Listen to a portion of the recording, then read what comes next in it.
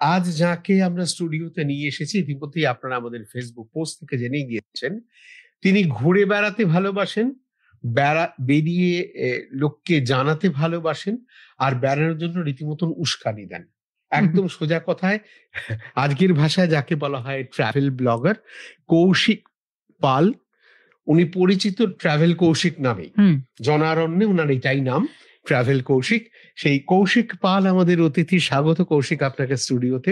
মনীষা সঞ্জয় আমাদের দুজনের যা কাজ আমরা সেটুকুই করব, অর্থাৎ আপনারা ফোন করবেন 22488085, আমরা কৌশিকের সঙ্গে যোগাযোগ করিয়ে দেবো। 9903059992 এই নাম্বারে হোয়াটসঅ্যাপ করবেন, প্রশ্ন রেখে দেবো। এবং একই সঙ্গে আপনারা সাইমালটেনিয়াসলি আমাদের 100.1 FM গোল্ড এবং আকাশবাণী কলকাতার ফেসবুক চ্যানেলে যে লাইভ অনুষ্ঠান দেখছেন, সেখানেও আপনাদের যা কিছু প্রশ্ন থাকবে সে সব কিছু প্রশ্ন আমরা তুলে ধরবো আমাদের অতিথির কাছে। শুধু তাই নয়, যারা রেডিও সেটটা টিউন করেছেন এইমাত্র, ট্রাভেল কৌশিক কে সেটা অনেকেই জানেন, যারা জানেন না তারা খুঁজছেন ইতিমধ্যেই, ইউটিউব সার্চ করছেন এবং করে বলছেন আরে এর ভিডিও তো আমি অনেক সময় দেখি, এই ছেলেটাই আচ্ছা। এই যে কম খরচে দারুণ সব বেড়ানোর আইডিয়া, একদম পুজোর মুখে মুখে আমরা রয়েছি, কাজেই বেড়ানো নিয়ে প্রচুর একটা জমজমাট আড্ডা দেব, এরকমই একটা মনোভাব রয়েছে। প্রথমেই যে প্রশ্নটাতে যাব, মানে আমাদের যা যা প্রশ্ন আমাদের শ্রোতাদের আছে সে তো থাকবেই, সঙ্গে আপনার কাছে আমাদের যে প্রথম প্রশ্নটা সেটা হলো যে কম খরচ, এটা এক একজনের কাছে এক এক রকম। কারোর কাছে কম খরচ 1000 টাকাও হতে পারে, কারোর কাছে 10,000 টাকাটাও কম খরচ হতে পারে। সেই বিতর্কে না গিয়ে বলছি, এই যে আপনি আমাদের সাথে যখন কথাবার্তা হচ্ছিল বলছিলেন যে একটা দেশ বা একটা জায়গা নিজে প্ল্যান করে ঘুরলে অনেক সস্তায় ঘোরা যায়। আপনি সম্প্রতি আফ্রিকা ঘুরে এসেছেন এবং সেটা নিয়ে আপনার প্রচুর একটা অভিজ্ঞতা ঝুলি ভরে আছে আর কি। আমরা সেই প্রশ্নে প্রথম যাব যে এই যে আপনি একটা নতুন দেশে গেলেন, একদম নিজের খরচে গেলেন, নিজের খরচে আফ্রিকা বাঙালি কখনো পারবে? সম্ভব? কিভাবে সম্ভব? নিজের খরচে আফ্রিকা কেন, নিজের খরচে বা কম খরচে পুরো পৃথিবী ঘুরে নেওয়া সম্ভব। শুধু দরকার হচ্ছে একটা উপযুক্ত প্ল্যানিং, আর হচ্ছে আমার বাজেট, এবং আমি কোথায় যাব, কিভাবে যাব, এবং হচ্ছে কি দেখব। এই আফ্রিকা যাওয়ার আগে পর্যন্ত আমার যখন আফ্রিকা যাওয়ার ইচ্ছা হয়েছিল, ইচ্ছে সবারই থাকে যে আফ্রিকা যাব। কেন আফ্রিকা যাব? কারণ আফ্রিকার সাথে কিন্তু আমাদের চাঁদের পাহাড়, আমাদের বিভূতিভূষণ বন্দ্যোপাধ্যায়ের চাঁদের পাহাড় ওতপ্রোতভাবে জড়িত। যারা আমরা চাঁদের পাহাড় পড়েছি তাদের প্রত্যেকের ইচ্ছা হয়েছে কখনো না কখনো আমরা আফ্রিকা অবশ্যই যাব। এবং আফ্রিকা শুধু যাবোই না, এবং গিয়ে যে চাঁদের পাহাড়ে যে সমস্ত জীবজন্তুর উল্লেখ আছে, যে সমস্ত গাছপালার উল্লেখ আছে, সেগুলো আমরা দেখবো, এবং ট্রেন অবশ্যই আমরা দেখবো। তো আমারও ইচ্ছে ছিল, কিন্তু যখন দেখতাম যে বিভিন্ন রকম প্যাকেজ এখান থেকে আফ্রিকা, যে জায়গা থেকে আমরা যাব বা যেদিকে যাব, প্রচুর খরচ। তো তারপর শুরু হলো আমাদের প্ল্যানিং। একজন ট্রাভেল ব্লগারের যেটা কাজ সেটা হচ্ছে প্রথমত প্ল্যানিং করা। আফ্রিকা আমরা কোথায় যাব? আফ্রিকা প্রথমত একটা বিরাট বড় মহাদেশ, আফ্রিকা কোনো দেশ নয়। অনেকে আমরা বলি না যে আফ্রিকা দেশে যাব, আফ্রিকা একটা মহাদেশ, তার আন্ডারে রয়েছে আরো 54টা দেশ। এবং এই আফ্রিকার যে পার্টে আমরা যাব, অর্থাৎ আমি গেছিলাম ইস্ট আফ্রিকা, যেখানে রয়েছে কেনিয়া রয়েছে, তানজানিয়া রয়েছে, ইথিওপিয়া রয়েছে, ইরিত্রিয়া রয়েছে, জিবুতি, এরকম 10টা দেশ রয়েছে। তো প্রথমে হচ্ছে প্ল্যানিং, যে আমি আফ্রিকায় প্রথমে কোথায় গিয়ে পৌঁছাবো, এখান থেকে আমার ফ্লাইট ভাড়া কত, এবং সেখানে পৌঁছে আমি কোন কোন জায়গা দেখতে যাব। আমরা আফ্রিকা বলতে সবসময় বুঝি জঙ্গল, মাসাই মারার জঙ্গল, কিংবা স্যাভো ইস্ট যে ন্যাশনাল পার্ক তার সেই ফরেস্ট, বা তানজানিয়া যদি যাই সেক্ষেত্রে সেরেঙ্গেটি রয়েছে, গোরঙ্গোরো রয়েছে, বা এরকম, বা লেক নাকুরু রয়েছে, এরকম অনেক জায়গা রয়েছে। তো প্রথমে প্ল্যানিং হলো যে আমরা কোন কোন জায়গা দেখব, কোন কোন ফরেস্টে যাব, কিভাবে যাব, এবং সেখানে যেতে কত খরচ, তার একটা হচ্ছে প্রথমে প্ল্যানিং। এবং তার জন্য আমাদের সব থেকে বেশি যে যা সাহায্য করেছে সেটা হচ্ছে আমাদের গুগলে কিন্তু সবকিছু আছে, প্রত্যেকে যায়, তাদের অভিজ্ঞতা লিখে রাখে, এবং গুগল থেকে কিন্তু মোটামুটি আপনি সব ইনফরমেশন পেয়ে যাবেন। এবং তারপর প্ল্যান, ফ্লাইটের ভাড়া কত, সেখানে পৌঁছে যে আমি অ্যাকোমোডেশন নেবো সেখানকার ভাড়া কত, সাফারি করতে খরচ কত। এবং এই সব কিছু হিসাব করে যখন আমি দেখলাম যে না, আফ্রিকা কিন্তু যেতে পারবে, যে মোটামুটি কারো যদি বাজেট হয় আমি 1 লাখ থেকে 1.5 লাখের মধ্যে আফ্রিকা ঘুরে আসবো, সাফারি করতে পারবো, সে কিন্তু আফ্রিকা যেতে পারবে। মানে কি বলছেন আপনি? 1 লাখ থেকে 1.5 লাখে আফ্রিকা? একদম। আমি আপনাকে ভারতবর্ষের 8 থেকে 10টা কোম্পানির নাম বলতে পারি যারা প্যাকেজ দেবে 4 থেকে 6 লক্ষ টাকার। একদমই তাই। আপনি যখন অবাস্তব, মানে পার হেড বলছো? হ্যাঁ, আমি ব্যাপারটা বলে দিই আর আপনিও পার হেড বলছেন। হ্যাঁ, আমি ব্যাপারটা একটু বলে দিই। মানে এটা তো আমি ব্লগে অবশ্যই ব্যাখ্যা করে দেবো সবাইকে, কারণ আমি আমার ব্লগে প্রত্যেকটা খরচ কিন্তু লিখে দিই। বিষয়টা হচ্ছে প্রথমত আমাদের যেটা প্রথম বাধা হয়ে দাঁড়ায় যে কোনো জায়গায় গিয়ে, সেটা ফ্লাইট ভাড়া। তো আফ্রিকার যে সিজন সেটা কিন্তু হচ্ছে এই, যদি আমরা ওয়াইল্ড অ্যানিমাল দেখতে যাই সেক্ষেত্রে কিন্তু এই সিজনটা হচ্ছে জুলাই থেকে অক্টোবর পর্যন্ত। এই সময় কিন্তু সব খরচ বেশি। আফ্রিকার যে মেন খরচ সেটা হচ্ছে আফ্রিকার সাফারি, আফ্রিকা সাফারির খরচ, সেই সাফারির খরচ এবং যে ন্যাশনাল পার্কে এন্ট্রির খরচ। যেমন মাসাই মারা যে ন্যাশনাল পার্ক, যেটা আমরা সবাই জানি, সেই ন্যাশনাল পার্কে এন্ট্রি খরচ হচ্ছে পার ডে $200 পার পার্সন, মানে প্রায় হচ্ছে 17 থেকে 18,000 টাকা প্রতিদিনের খরচ। এবার সেখানে যে সাফারি গাড়িগুলো ঘোরায় এবং সেই গাড়িগুলোর যে খরচ সেগুলো মোটামুটি পার ডে $220, মানে প্রথমে জঙ্গলে ঢুকতে $200 আর গাড়ি হচ্ছে $220, মোট $420 হয়ে যাচ্ছে এখানে। এবার সেক্ষেত্রে আমার যদি বাজেট 1 লাখ টাকা হয়, আমি তাহলে কিভাবে সাফারি করব, কিভাবে যাব? এইখানে কি করতে হবে, আফ্রিকায় পৌঁছানোর পর ওখানে কিন্তু অনেক এজেন্সি আছে লোকাল, তারা কিন্তু শেয়ারিং এ সাফারিগুলো করায়। এবং এই সাফারি করার ক্ষেত্রেও কিন্তু অপশন রয়েছে। সবাই আমরা যে সাফারির গাড়িগুলো দেখি সেখানে যেমন গাড়ির ভেরিয়েশন রয়েছে, ল্যান্ড ক্রুজার রয়েছে, ভ্যান রয়েছে, সাফারি ভ্যান, এবং সেই সাফারির গাড়ির কিন্তু খরচও বিভিন্ন রকম। এবং আমরা যদি একদম লো বাজেটেও ঘুরি তাহলেও কিন্তু আমি বলতে পারি যে আমার 2 দিনের মাসাই মারা ঘোরা মোটামুটি ধরে রাখুন তাও $600, মানে হচ্ছে কত হচ্ছে 48,000 টাকা। আমি ধরে নিলাম 2 দিনে আমার একজনের খরচ হচ্ছে মাসাই মারা ঘোরা, থাকা, খাওয়ার package, each and everything, pick and drop 50,000 টাকা, 50 থেকে 60,000 টাকা। আর আমার ফ্লাইটে যাতায়াতের খরচ হচ্ছে এখান থেকে 28 দুগুণে 56,000 টাকা। 1.5 লাখ টাকায় আফ্রিকা সম্ভব, মাসাই মারা করা সম্ভব। 2 দিন প্লাস হচ্ছে যাওয়া আসা, 2 দিনের পার্কে সাফারি আমি সব থেকে কমই ধরলাম। এবার হ্যাঁ, আমি যদি ডিউরেশন বাড়াই, আমি যদি মনে করি মাসাই মারার সঙ্গে আমি যাবো হচ্ছে সেরেঙ্গেটি, বা আমি আরো কয়েকটা ন্যাশনাল পার্ক করবো, অ্যাকচুয়ালি ওখানে কিন্তু মাসাই মারা পার্কের খরচটাই বেশি। বাকি যত ন্যাশনাল পার্ক রয়েছে, যেমন ওদিক থেকে আমি গেছিলাম হচ্ছে সাভো রয়েছে, নাইরোবি ন্যাশনাল পার্ক রয়েছে, তারপরে ওই নাকুরু রয়েছে, ওখানে কিন্তু খরচ কম, ওখানে কিন্তু $60। শুধুমাত্র মাসাই মারার ক্রেজ বেশি বলেই এই সিজনে মাসাই মারার খরচ বেশি। কিন্তু 1.5 থেকে 1 আমি মানে 1.5 লাখ টাকায় আফ্রিকা ঘোরা সম্ভব। মাসাই মারা আপনি ঘুরিয়ে দিলেন ঠিকই, কিন্তু আমাদের ফোনে যিনি এসেছেন তিনি কি প্রশ্ন করছেন সেটা ভাইটাল। কে বলছেন? হ্যালো, বলুন। নমস্কার মনীষা দি, শঙ্কর বাগ, বলুন। ধন্যবাদ মনীষা দিকে। স্যারকে নমস্কার জানাচ্ছি। আমার প্রশ্ন হচ্ছে, কেউ ধরো মালয়েশিয়া বা কর্ণাটক ঘুরতে যাবে, মালয়েশিয়া বা ফ্যামিলি মেম্বার, কর্ণাটক, হ্যাঁ কোথায় মালয়েশিয়া কোথায়? আচ্ছা বেশ, প্রশ্নটা শুনি। হ্যাঁ, আমি বলছি যে যদি কেউ মালয়েশিয়া যায়, দেখা যাচ্ছে 15 থেকে 20 জন যাবে, দেখা যাচ্ছে একটু চাইতে, আপনি যে 1 লাখ বলছেন, 1 লাখের নিচে কি কম করে যাওয়া যেতে পারে কি? একটু বললে ভালো হয়। আচ্ছা শুনুন, মালয়েশিয়া 1 লাখের নিচে পার হেড সম্ভব?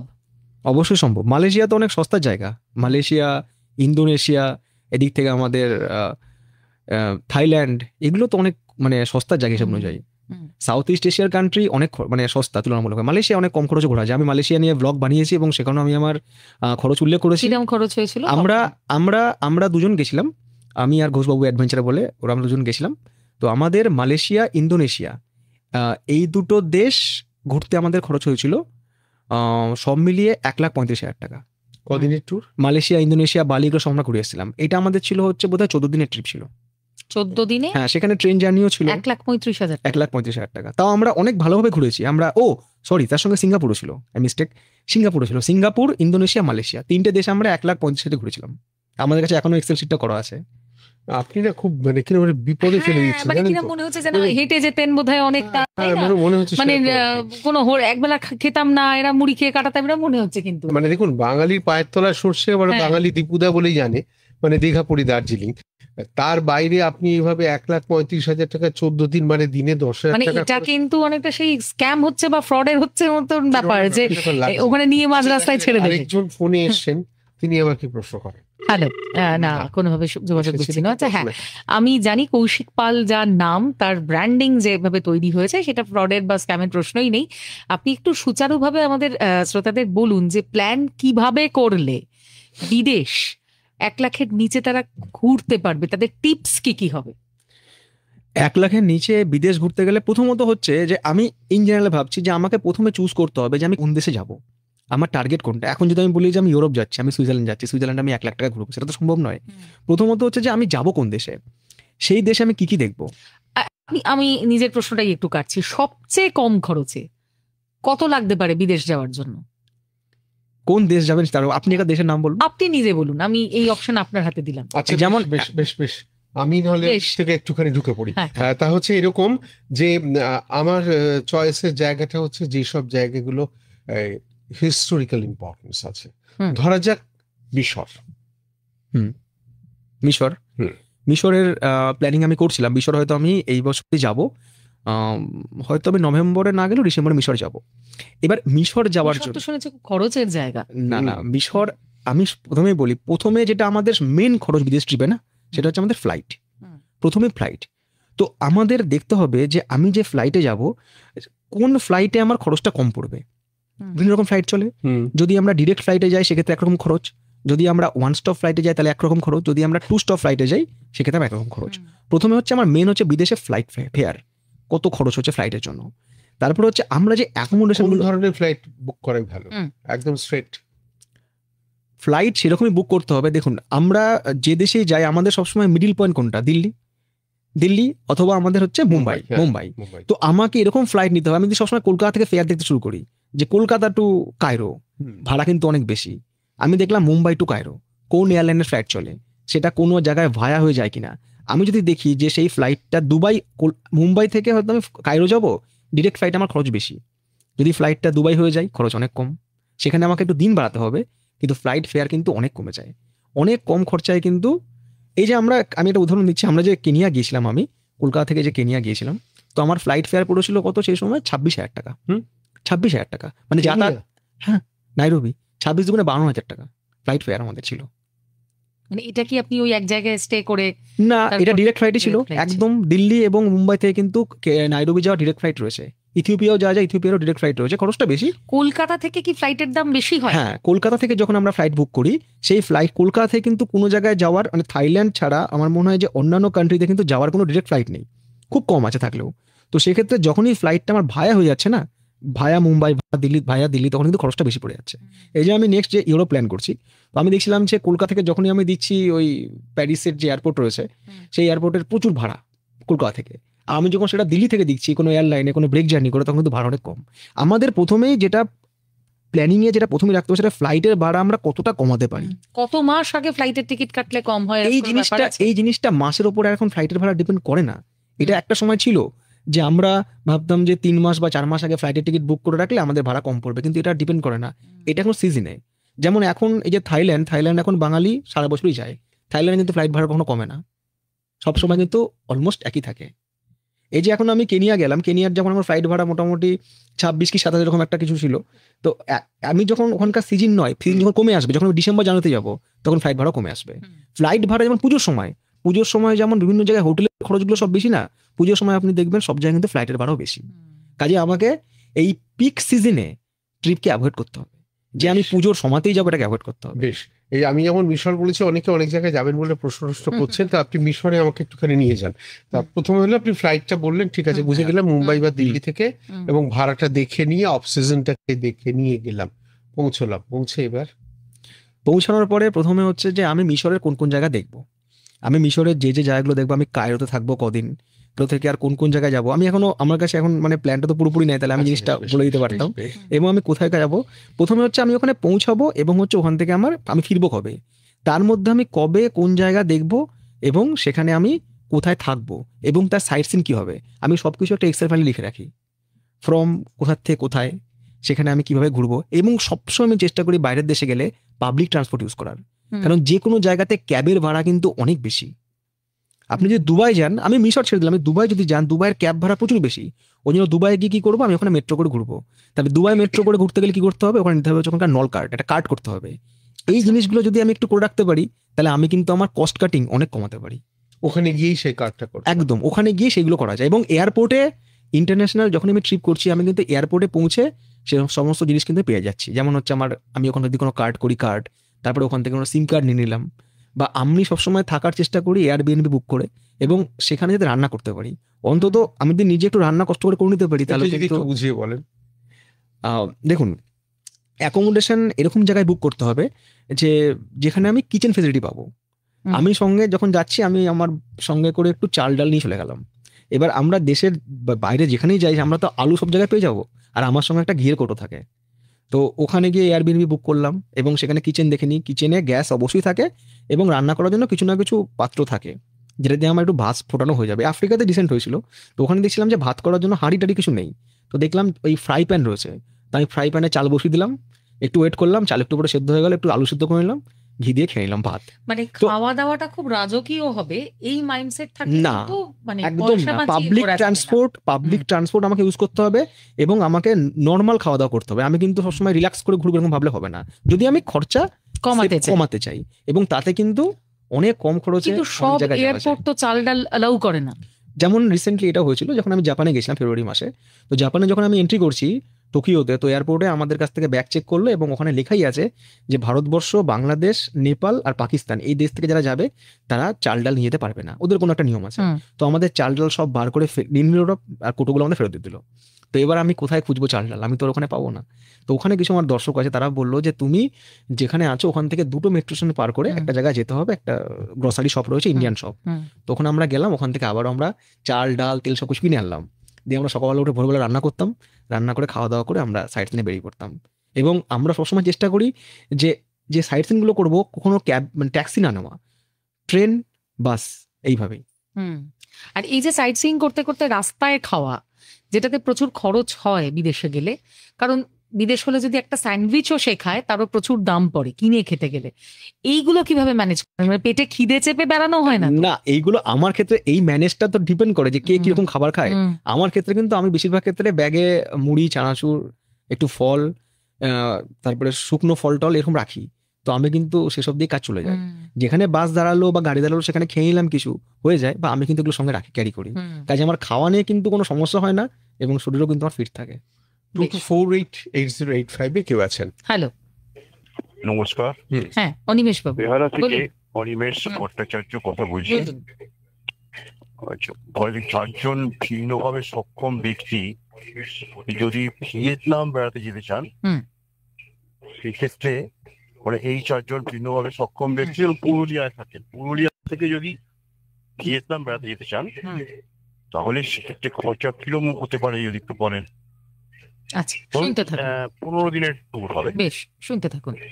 ভিয়েতনাম 4জন বিশেষ সক্ষম ব্যক্তি তারা বেড়াতে যেতে চান, 15 দিনের ট্যুর।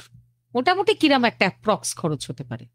ভিয়েতনাম যদিও আমি যাইনি, তবে মানে যেটুকু আমি ভিয়েতনাম সম্পর্কে শুনেছি, ভিয়েতনাম কিন্তু খুব কম খরচের জায়গা। ভিয়েতনাম কিন্তু খুব কম খরচে করা যায়। মানে এরকমও মানে এরকমও হবে, মানে আমি যখন বাজেট করছিলাম আমি দেখেছিলাম মোটামুটি ভালোভাবে ঘুরে আসতে গেলে 1 লাখ টাকাতেও কিন্তু দুজনের ভিয়েতনাম ঘুরে আসা সম্ভব। দুজনের 1 লাখ টাকাতেও কিন্তু ফ্লাইট ভাড়া যদি একটু বাড়তে পারে, মোটামুটি 1.20 এরকম ইনভেস্ট করলে কিন্তু দুজনের ভিয়েতনাম ঘুরে আসা সম্ভব। আমি প্ল্যান করছিলাম যখন আমি দেখছিলাম। 15 দিন লাগবে না, ভিয়েতনাম ঘুরতে 15 দিন লাগে না। বিদেশে এইটা কিন্তু খুব মনে রাখতে হবে যে আমরা যে বলছি না 15 দিন 20 দিন, সবসময় কিন্তু ভিসার জন্য দেয় না। জাপান আমাকে ভিসা দিয়েছিল 15 দিনের জন্য। এবার 15 দিনের মধ্যে আমাকে ওই দেশে এন্ট্রি করে এবং এক্সিট করতে হবে। এই দিনটা কিন্তু খুব ম্যাটার করে। এই যে যখন আমি সেনগেন ভিসার জন্য অ্যাপ্লাই করছি, সেখানে তাদের যে আইটিনারি রয়েছে সেই আইটিনারিতে আমাকে বলে দিতে হবে যে আমি আপনাদের দেশে কবে ঢুকবো এবং এই দেশ থেকে কবে বেরিয়ে আসবো। ওই আইটিনারির উপর ভিত্তি করেই কিন্তু ওই কদিনের জন্য ওরা ভিসাটাকে দেবে, না হলে কিন্তু সেনগেন কান্ট্রি মানে ইউরোপ কিন্তু ঘোরা যাবে না, ভিসা দেবে না। কাজে ওই আমি বললাম আমি 20 দিনের জন্য যাব, এগুলো কিন্তু হবে না, মুশকিল আছে এইসব জায়গাতে। ম্যাক্সিমাম কোনো নিয়ম আছে যে এই কদিনের জন্য, নাকি এটা সেটা তাদের দেশের পলিসি। যেমন নেপালে যতদিন সুযোগে থাকো, এবার সেটা কিন্তু অন্য কোনো জায়গায় গিয়ে হবে না, পোল্যান্ডে গিয়ে হবে না। মহিমা দাস প্রশ্ন করছেন, ইন্দোনেশিয়া, বালি এই জায়গা দুটো যেতে কাপল কত খরচ লাগবে? 1 লাখ টাকার মধ্যে হয়ে যাবে আরামসে, চোখ বন্ধ করে। মানে সেটা ভালোভাবে করা হবে? দুজনেও যদি 1 লাখ ইনভেস্ট করে। আমি 1 লাখ কথাটা কেন বলি, আমাদের এই যে বাজেটে না, মানে আমরা যখন বাজেট করি একটা জিনিস আমাদের বাদ থাকে, সেটা হচ্ছে শপিং আর হচ্ছে নানা রকম অ্যাক্টিভিটি। আমি দীঘা বেড়াতে গেলাম, এবার আমার ইচ্ছে হলো আমি একটু ওই বোটে চাপবো, স্কুবা ডাইভিং করবো, আন্দামান গেলাম, এগুলো করবো। তো এইগুলো তো আগে থেকে বলা যায় না, এগুলো কিন্তু এক্সট্রা খরচ। কাজে ওই জন্য আমি সবসময় খরচ একটু বাড়ি ধরতে বলি। তারপরে আমাদের পার্ট আছে শপিং। আমরা কোথাও গেলাম শপিং করতে হবে, শপিং কিন্তু আমাদের একটা বিরাট পার্ট, যেটা আমি কখনো করি না, কিন্তু অনেকেরই একটা ইচ্ছা থাকে আমি এদেশ থেকে বিদেশ গিয়ে শপিং করবো। দুবাই যাবো, আমি একটা আইফোন কিনবো, কি আমি একটা ড্রেস কিনি। কিছু ড্রেস কিনবো, হ্যাঁ। ওখানে গিয়ে ড্রেস কিনে ওখানে পরে ঘুরবো। তো এই খরচগুলো কিন্তু এক্সট্রা খরচ, সেক্ষেত্রে কিন্তু খরচ বাড়বে। কিন্তু ইন্দোনেশিয়া দুজনের হয়ে যাবে। ইন্দোনেশিয়া শপিং নিয়ে মানে না, এটা শপিং, shopping ছাড়া। হ্যাঁ সেটাই। ইন্টারন্যাশনাল ট্রিপের ক্ষেত্রে হুম। 1 লাখ ধরে যেতে হবে। Per head। ফ্লাইট ভাড়া আমরা যে জায়গায় থাকি এখান থেকে ফ্লাইট ভাড়া না পার হেড না, দুজন হয়ে যাবে কি সব বলছে।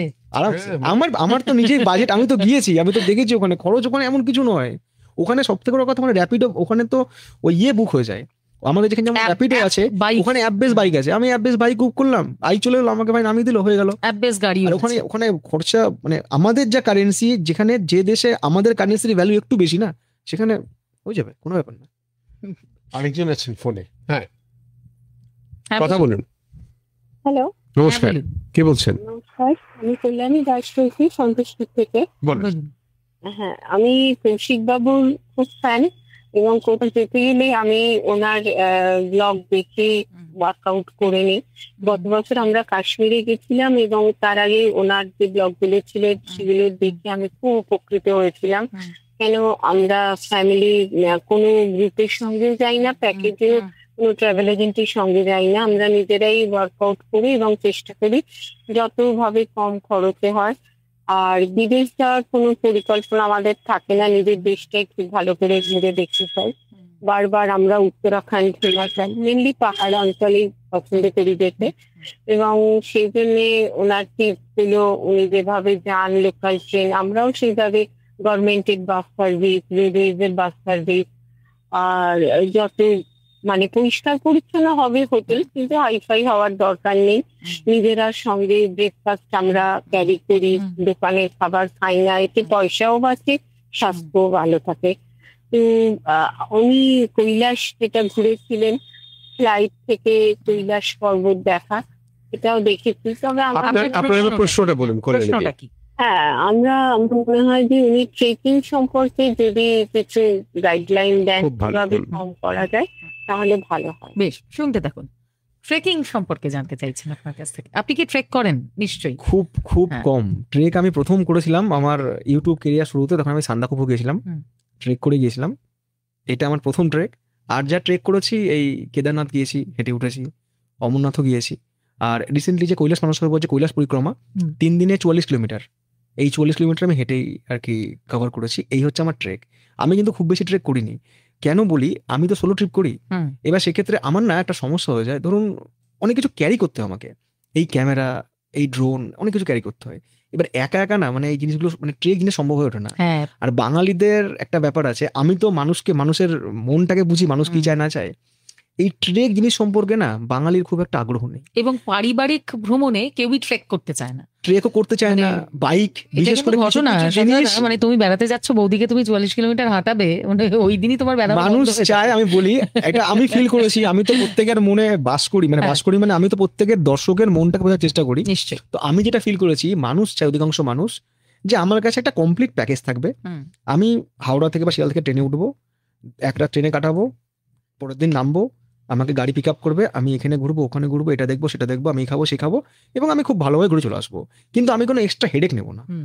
এবার এই যে ট্রেক বিষয়টা, আমি যখন ট্রেকের ওপর একটা ভিডিও বানিয়েছিলাম, দেখেছিলাম সেটা কিন্তু মানুষের কাছে গ্রহণযোগ্য নয়। ট্রেক, বাইক চালানো, বাইকিং জিনিসটা, এগুলো কিন্তু আমাদের মধ্যবিত্ত বাঙালির কাছে, মানে আমার দর্শকদের কাছে কিন্তু খুব একটা গ্রহণযোগ্য নয়।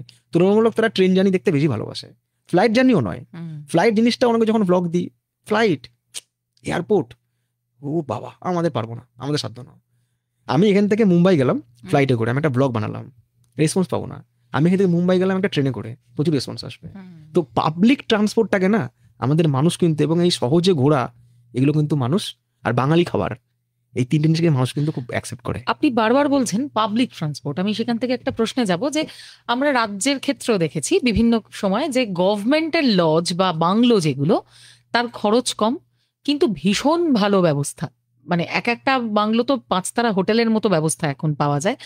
এবং বিভিন্ন রাজ্যেরই গভর্নমেন্ট লজ বা বাংলো বা রেস্ট হাউস, এইগুলোতে থাকা খরচ কম কিন্তু পুষ্টিকর।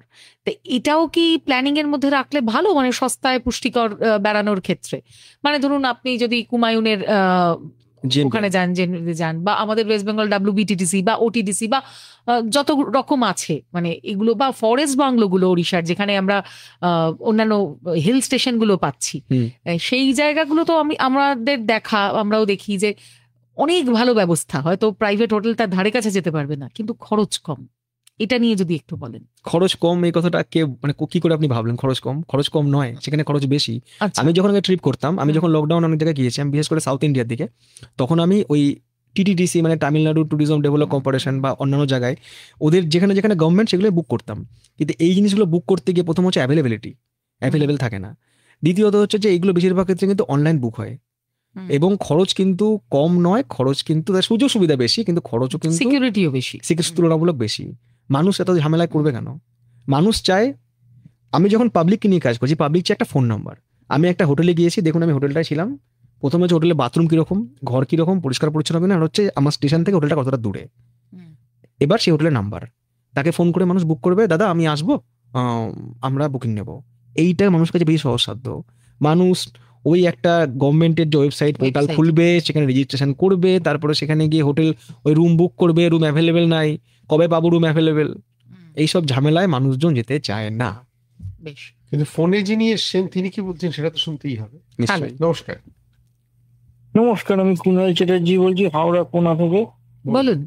হ্যাঁ, বলছিলাম যে সবাই তো দেখুন আমেরিকা, রাশিয়া বা ইংল্যান্ড, অস্ট্রেলিয়ার মতো জায়গায় ঘুরতে যেতে পারবে না, এবং সাধারণ গরিব মানুষদের জন্য কাছাকাছির মধ্যে কম খরচে কোন কোন ঘুরতে যাওয়ার জায়গাগুলি আছে, এবং যেগুলিতে দেখার সুন্দর সুন্দর জিনিস আছে, সাইট সিন আছে, কিন্তু টাকা পয়সার খরচাও বেশি নেই, আমি এটাই জানতে চাইছি। মানে আপনি ভারতবর্ষের মধ্যে চাইছেন, তাই তো কুণাল বাবু? হ্যাঁ, আমি ভারতবর্ষের মধ্যে জানতে চাইছি, মানে আসবো কুণাল বাবু, এই প্রশ্ন আমাদের ঝুলিতে রয়েছে, আপনি আমাদের সঙ্গে থাকুন 11টা পর্যন্ত, আমরা প্রচুর প্রশ্ন করব। চক্ষু মেলিয়া ঘর হতে শুধু দুই পা ফেলিয়া, সেইটা একটা ব্যাপার তো রয়েছে।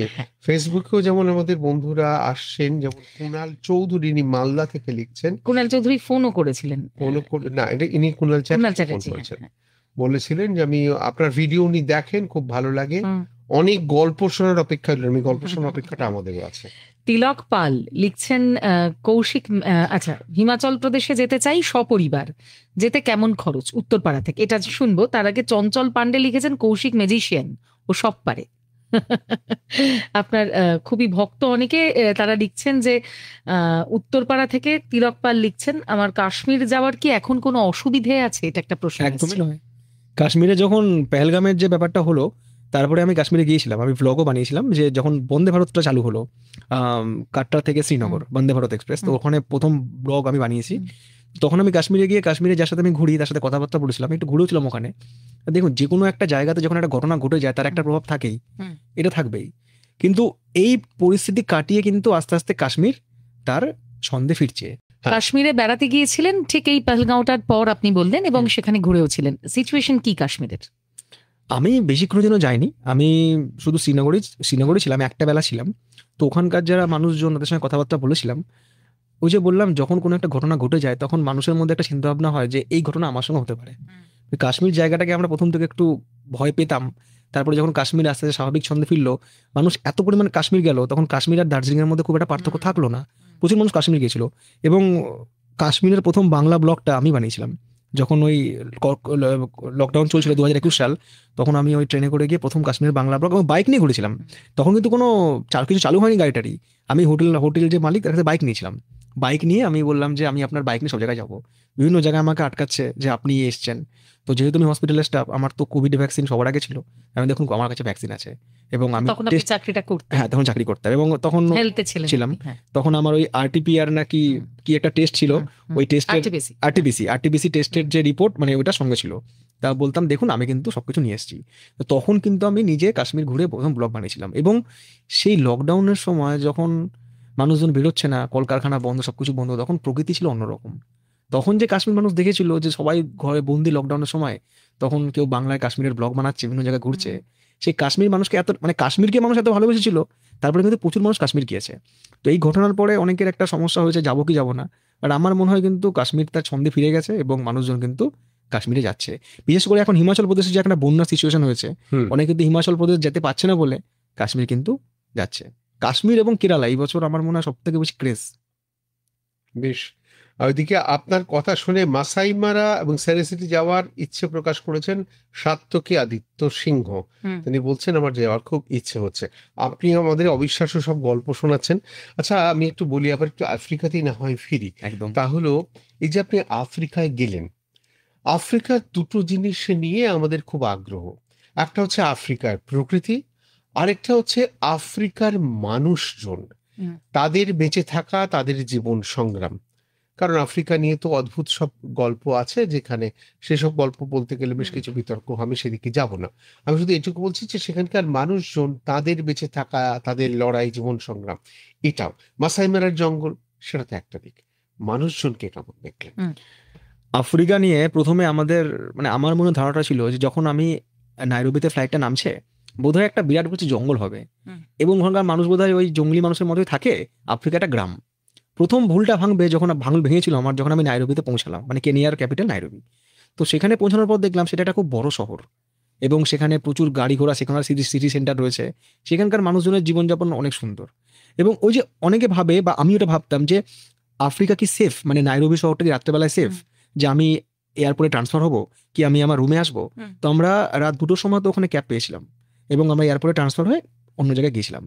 তা আমার কিন্তু আফ্রিকা ঘুরতে গিয়ে আফ্রিকার কিন্তু মানুষজনের থেকে মানে কোনো জায়গায় কিন্তু মনে হয়নি যে আফ্রিকা আনসেফ ঘোরার জন্য বা ট্যুরিস্টদের কোনো সমস্যা হতে পারে। আমি দুটো আফ্রিকার কেনিয়া গেছিলাম আর ইথিওপিয়া গেছিলাম, তা আমার কিন্তু কোথাও গিয়ে এরকম কিছু মনে হয়নি। এবং আমরা যেরকম জীবনযাপন করি ওখানকার মানুষও কিন্তু সেরকমই জীবনযাপন করে। আমরা যেমন এখানে ওই বিভিন্ন ওই যে মাল্টি স্টোর হয় না, যেখান থেকে আমরা জিনিসপত্র কিনি, আমি ভিডিওতে দেখাচ্ছিলামও, তো ওখানেও কিন্তু মানুষজন ওখান থেকে এরকম জিনিসপত্র কিনে শপিং করে, সব কিন্তু আফ্রিকায় খুব নর্মাল। সেটা আপনি বলছেন নাইরোবিতে? নাইরোবিতে।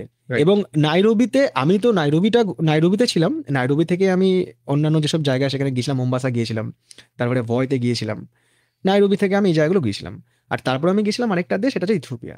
এখন এই নাইরোবি আর ইথিওপিয়া এই দুটো জায়গা কিন্তু আবার আলাদা, মানে এদিক ওদিক। ইথিওপিয়া কিন্তু ওয়ার্ল্ডের সবথেকে গরিব দেশগুলোর মধ্যে একটা। এবং ইথিওপিয়ায় আমরা যে জায়গায় গিয়েছিলাম, মানে আমি কি বলবো, যেখানে আজও মানুষ প্রচুর বছর পিছিয়ে রয়েছে। যেখানে আমরা যখন ট্রাইবালদের গ্রামগুলোতে গিয়েছিলাম ইথিওপিয়ার ওমো ভ্যালিতে, তো সেখানে যেটা দেখছি যে ওখানে মানুষজনের মানে একটা ঘরের মধ্যে একটা এরকম ঘর, তার মধ্যে মানুষজন সব ঠাসাঠাসি করে রয়েছে। এবং ট্রাইবালরা কিন্তু ওইভাবেই জীবনযাপন করতে অভ্যস্ত এবং ওদের প্রচুর বাচ্চা, মিনিমাম ওখানে আমি জিজ্ঞেস করলাম কটা বাচ্চা, বলে 5টা বাচ্চা মিনিমাম হয় মানুষের, 10টা 12টা 13 থাকতে পারে। তারা ওই ধুলোর মধ্যে ঘুরে বেড়াচ্ছে, ওইভাবে জীবনযাপন করছে, ওরা ওইভাবে খাওয়া দাওয়া করছে। মানে ওই পৃথিবীটা আর নাইরোবিতে যখন ছিলাম, এই শহর আর এই গ্রাম, এই দুটো জায়গা কিন্তু সম্পূর্ণ আলাদা। এটা কতটা ডিস্টেন্স ওই গ্রাম থেকে নাইরোবি শহরের? এইটা আলাদা দেশ। ইথিওপিয়াতে আমরা গেছিলাম, ইথিওপিয়া আলাদা দেশ। ইথিওপিয়া থেকে ইথিওপিয়া হচ্ছে ইথিওপিয়ার ইয়ে হচ্ছে ক্যাপিটাল হচ্ছে আদিস আবাবা। আদিস আবাবা থেকে ফ্লাইট নিয়ে আমরা গেছিলাম জিনকা। এবং এই জিনকা আর আরবামিঞ্জ বলে একটা জায়গা আছে, এই দুটোর মাঝখানে ওমো ভ্যালি রয়েছে। সেখানে আফ্রিকার ওই 16 রকম ট্রাইবাল আজও রয়েছে। তা আমরা মোটামুটি সবকটা ট্রাইবাল ভিলেজে গিয়েছিলাম। আমাদের ওটা 5 দিনের প্রোগ্রাম ছিল।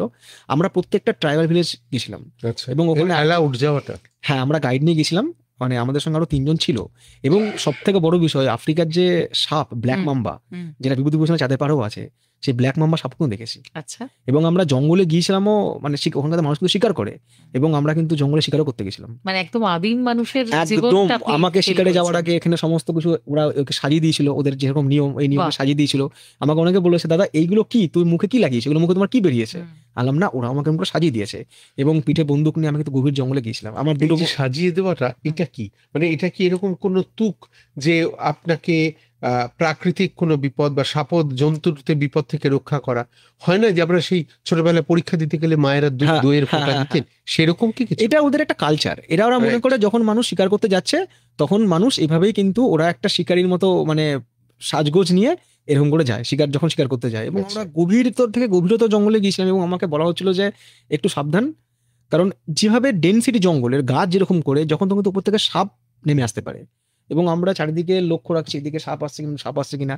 আমার সঙ্গে 2 জন ছিল, তো ভয় জঙ্গলে ঢুকলোই না, বললো ভাই আমরা যাবো না। আর আমি ঢুকে গেছিলাম। এবং ওখানে কাঁটা, এত বড় বড় কাঁটা, এই মানে আমার মানে ভালো জুতো, জঙ্গলে যাওয়ার মতো জুতো, সে কাঁটা ভেদ করে আমার পা ফুটো হয়ে গেছিল, আঙুলের মধ্যে ঢুকে গেছিল কাঁটা, এত শক্ত কাঁটা, সে কাঁটা জুতো থেকে বের করা যাচ্ছে না। জঙ্গল কি লেভেলের জঙ্গল।